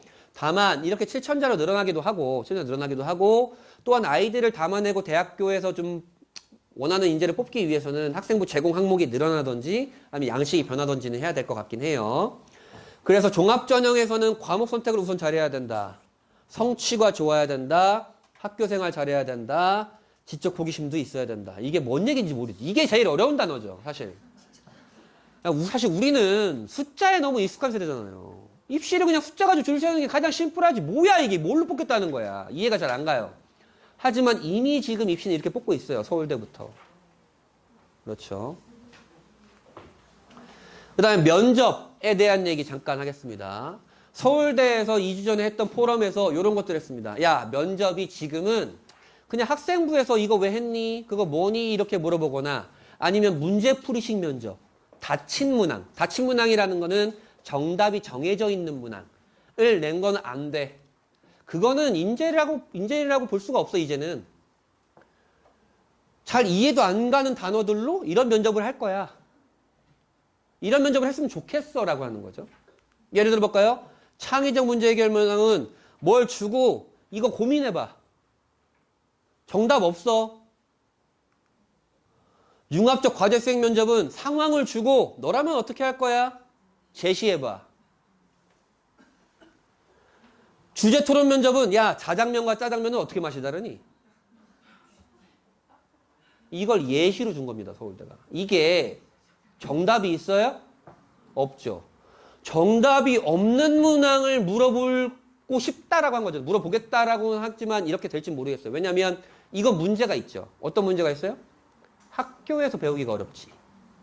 학교에서 배우기가 어려운데 정답이 없는 문항을 물어본다. 그럼 또다시 어머님들 아씨 면접학원을 보내야 되나? 아니에요. 저거는 정말로 책 많이 읽은 아이가 유리할 수밖에 없습니다. 토론도 많이 해보고. 그것에 비슷한 면접을 지금 어디서 하고 있느냐? 캠텍이라는 곳에서 하고 있어요. 한국에너지공과대학교. 이 캠텍이 저는 이걸 보고 나서 미쳤네 얘네. 이랬어요. 자, 잘 안 보이시겠지만 요건을 주고 정보를 주고 문제는 2문제밖에 안 돼요. 문제 2문제밖에 안 돼요. 근데 시의 항목 경로를 봐. 뭔지도 모르겠어. 깨알 같아. 복잡해. 지수별 연관 요소도 감안해야 돼. 네 이웃 국가는 이렇게 할 거래. 네가 지도자라면 어떻게 할 거야? 그 대신 이걸 다 분석적으로 다 들어가야 돼, 이 내용이. 이걸 어느 학교에서 가르치고 있어요? 없죠? 정답이 또 없어요, 정답이. 논리만 있으면 돼요, 논리만 있으면. 이 논리는 어디서 나와요? 문제풀이에서 나와요? 생각을 좀 깊게 하는 버릇이 좀 있어야 됩니다. 이건 과천외고 4개년 면접입니다. 과천외고. 이것도 별로 정답은 없는 편이죠. 제가 이걸 해놓은 건 약간 만약에 서울대에서 변화시킨다라고 하면 서울대처럼 빡세게 문항을 변화시키기는 어렵다. 왜냐하면 그 문항을 개발하는 데만 돈이 많이 들거든요. 시간도 많이 들고. 그러면 좀 심플하게 내볼까? 정답이 없는 문항으로 그러면 고임 면접의 공통문항에 심합한 정도로 낼 수 있어요. 고임 면접의 공통문항에 심합한 정도 정답이 없고 너는 어떤 생각을 갖고 있어? 로 물어볼 수 있다는 거죠. 자, 논술 전형은 아까 말씀드렸죠. 대학은 사실은 논술 전형을 뽑고 싶어 해요. 깊은 사고력을 갖고 있는 아이들을 선발할 수 있기 때문에. 그런데 나라에선 싫어한다. 논술 전형 어떻게 될지 명시를 안 해놨어요. 그건 좀 봐야 될 것 같고. 고려대가 예산 20%를 삭감하면서까지 논술 전형을 신설한 것이 유효할지 아닐지는 좀 봐야 될 것 같고요. 정시는 어떻게 될 거냐. 교육부에서 대입 안정성을 위해 현재와 동일합니다 라고 명시를 했더니 서울대에서 뭔 소리야 임마 나 40% 하기 싫어. 이렇게 얘기를 지금 해놓은 상황이다. 그리고 각 대학교들도 사실 대학 프로그램 할 때 정시 40% 너무 과도하다. 뭐 이렇게 얘기를 항상 하고 있어요. 왜 그럴까요? 대학교들은 왜 정시를 뽑는 게 가장 심플하잖아요. 돈도 안 들고 그냥 순서대로 쭉 줄 세워가지고 엑셀만 돌리면 1등부터 꼴등까지 다 되는데 대학들은 왜 싫어할까요? 애들이 죄다 빠져나가. 한 학기만 다니고 나면 의대 가겠다고. 한 명이 1년에 1,000만 원인데 100명 빠져봐. 그게 다 돈이잖아요. 싫은 거지. 그리고 애들이 학교에 대한 충성도가 없죠. 그러니까. 그래서 싫어하는 거죠. 근데 어쨌든 동일하다가 명시를 해놨고 대신에 또 이런 걸 해놓습니다. 지금 3학년 2학기가, 고등학교 3학년 2학기가 되게 파행적으로 운영되고 있잖아요. 그래서 수시와 정시를 좀 조정해 볼까 해요. 수능도 11월 셋째 주에 보던 거 좀 조정해 볼까 해요. 아직 결정은 안 됐습니다. 올해 발표한다고. 이렇게 되면, 원래는 고교학점제 얘기가 딱 나왔을 때 수시와 정시를 통합하자는 의견이 되게 많았습니다. 되게 많았는데 우선 분리가 되었다가 다시 한번 고민을 해보겠다라고 했어요. 만약에 수시와 정시가 통합해서 12월로 간다 라고 하면 원서를 몇 장 낼지 모르겠지만 그때야말로 진짜로 흔한 말로 짬뽕 입시가 되죠. 내신, 정성평가, 수능, 면접 다 갖고 와 임마. 이렇게 뽑을 수 있는 거 아니겠어요? 한 번에 딱 뽑는 거니까. 우선 내신 변별력이 기존보단 약화가 된 건 맞죠? 1등급에서 5등급까지니까. 수능 선택평가는 1등급부터 9등급까지 유지가 된 거니까 수능의 영향력은 커진 건 맞아요. 수능의 영향력은. 대신에 수능의 범위는 축소가 됐죠. 범위는 축소가 됐어요. 그 다음에 그 교육부에서 항상 대학교를 평가한다 그랬잖아요. 그때 고교교육 정상화에 기여하는가가 또 하나의 평가 항목이에요. 3학년 2학기까지 학교, 고등학교를 원활하게 돌릴 수 있는 입시를 운영하는가? 뭐 그렇게 봤을 때는 정시에서 교과평가를 도입할 대학들이 좀 많이 늘어날 것 같다. 이런 얘기고. 그럼 결국엔 수시와 정시가 지금처럼 분리로 운영한다고 하더라도 수능에 교과평가를 하고 심지어 이제 의대도 원래 정시에서 면접하고 있어요. 지금도. 면접을 하는 것도 있겠고 문제가 이거지. 우리 아이들은 3학년 때 미적분과 기하를 공부할 겁니다. 미적분 2와 기하를 공부할 건데 수능은 확통을 해야 되는 그런 상황이 생기겠죠. 그래서 지금의 입시가 이렇다면 변하는 입시는 이렇게 변한다. 내신만 보지 않고 정성평가를 할 수 있고 내신을 좀 더 볼 수 있을 것들을 다 정성평가하겠고 수능도 정성평가하겠고 정성평가 단어만 딱 갖고 가셔도 되겠죠. 이렇게 바뀔 것이고 수시와 정시가 통합이 될지 원서를 어떻게 할지는 잘 모르겠다라는 거다. 하지만 중요한 건 교육부에서는 이렇게 할 거다라고 지금까지 세팅을 했죠. 근데 대학이 우리는 교과 전형 10% 운영할 거야. 종합 전형 50% 운영할 거야. 논술 전형 운영 안 해. 뭐 정시 뭐 30% 운영할 거야. 이렇게 결정하는 건 대학이죠. 말하자면 그런 거예요.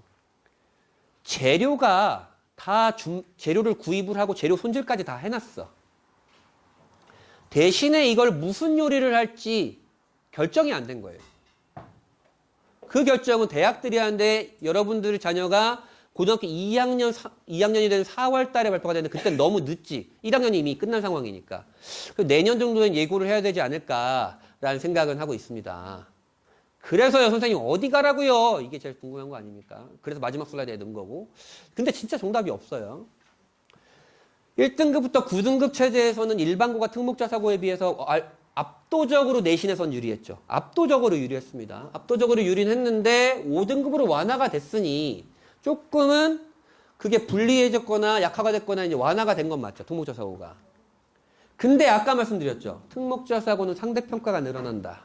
이 부담감이 있다. 상대평가가 늘어나서 수강자 수가 많은 과목으로 애들이 쏠리게 되면 자사고에서 그러면 자사고의 매력도는 떨어지죠. 자사고의 매력도는 교육과정과 프로그램이었는데 교육과정을 깔아놔도 애들이 안 들었으면 그러고 종합전형 정성평가 이런 것들이 좀 늘어날 거기 때문에 3학년 2학기까지는 꼭 생각을 해야 된다라는 거고 아까 말씀 준 프로파일을 제공하는 곳에 그 노하우를 갖고 있는 곳이 특목자사고다. 여기는 확실하게 갖고 있을 것 같다라는 거고 그 다음에 이런 거죠. 분당도 마찬가지예요. 학종 트랙과 수능 트랙으로 연결지어서 운영할 수 있습니다. 되다가 안 되면 정시로 돌리지 뭐. 이렇게 하지 않을까라는 생각도 있어요. 그러면 어떻게 되느냐. 지금은 고등학교들이 2학년 때 수학을 수원 기하, 수투 기하를 까는 학교들이 되게 많아요. 2학년 때. 그럼 이제는 수원 확통, 수투 확통을 까는 학교들이 늘어나겠죠. 2학년 때 확통을 까는 학교들이 많이 늘어날 가능성이 있다.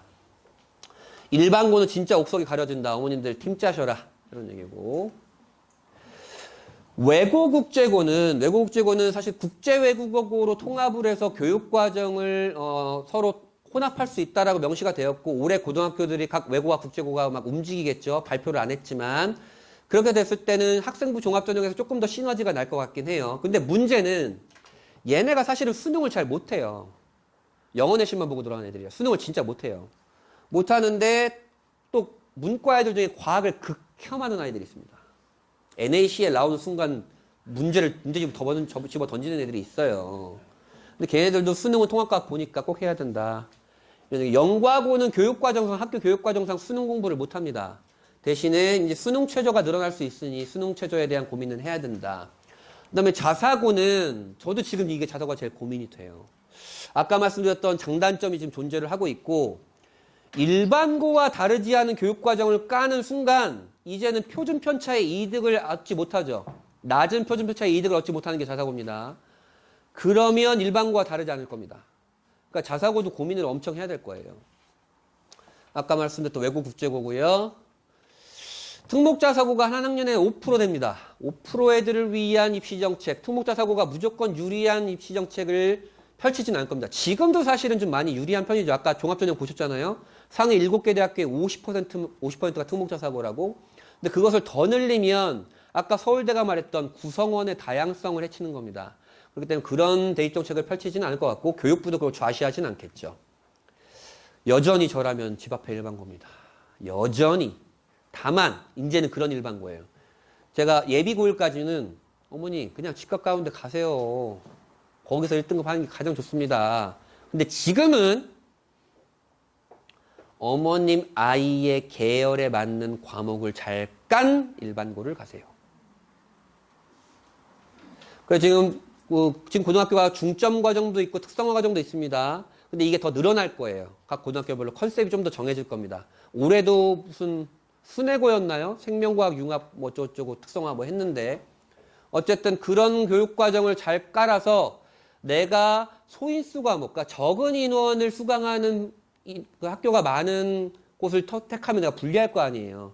그러니까 나랑 좀 비슷한 성향을 갖고 있는 아이들, 그리고 그 과목이 잘 깔려져 있는 과목을 가면 내신의 불리함도 없고 과목을 선택할 때도 부담감이 없기 때문에 그런 곳을 잘 선택하라 하는 거고, 의대 가려면 저는 일반고를 무조건 추천드립니다.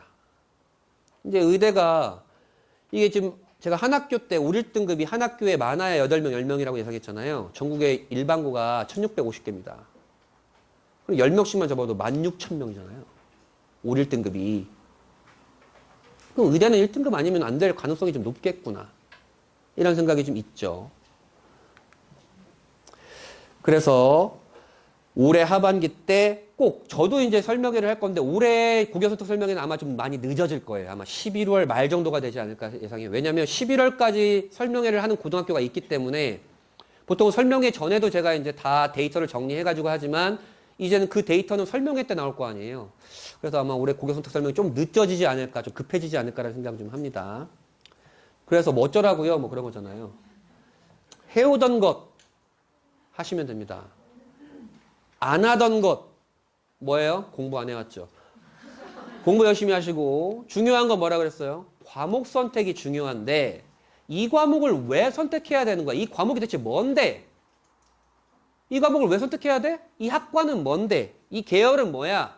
나는 뭐야 대체? 이런 고민을 하는 1년이 돼야 돼요. 무조건 너 이 직업 해야 돼라고 하는 건 아니에요. 그건 폭력입니다. 그건 폭력이고, 본인의 성향을 좀 인지를 하고, 본인의 성향이 아니더라도 인문사회 계열은 뭐 어문계열, 사회계열, 상경계열 뭐 이렇게 나눠져 있구나. 이공계열은 순수자연계열, 보건계열, 공과계열 나눠져 있구나. 공과계열은 이렇게 나눠져 있구나. 그런 식의 좀 갈래를 좀 보면서 성격을 이해하시는 것이 중요할 것 같습니다. 뭐 마지막 슬라이드라 그냥 이렇게 만들어 봤고요. 크게 유불리가 생기진 않을 겁니다. 유불리가 생기진 않을 거고, 그 결정도 사실은 대학교들이 어떻게 전형을 결정할지에 따라서 변한다 그랬잖아요. 그때 또 제가 또 말씀을 드릴 거고요. 지금 어머님들이 하셔야 될 건 수학에 대한 고민 아까 말씀드렸죠. 확률과 통계에 대한 고민도 있고 기하에 대한 고민도 있을 겁니다. 수학은 여전히 중요하고, 여기가 또 수학학원 아닙니까?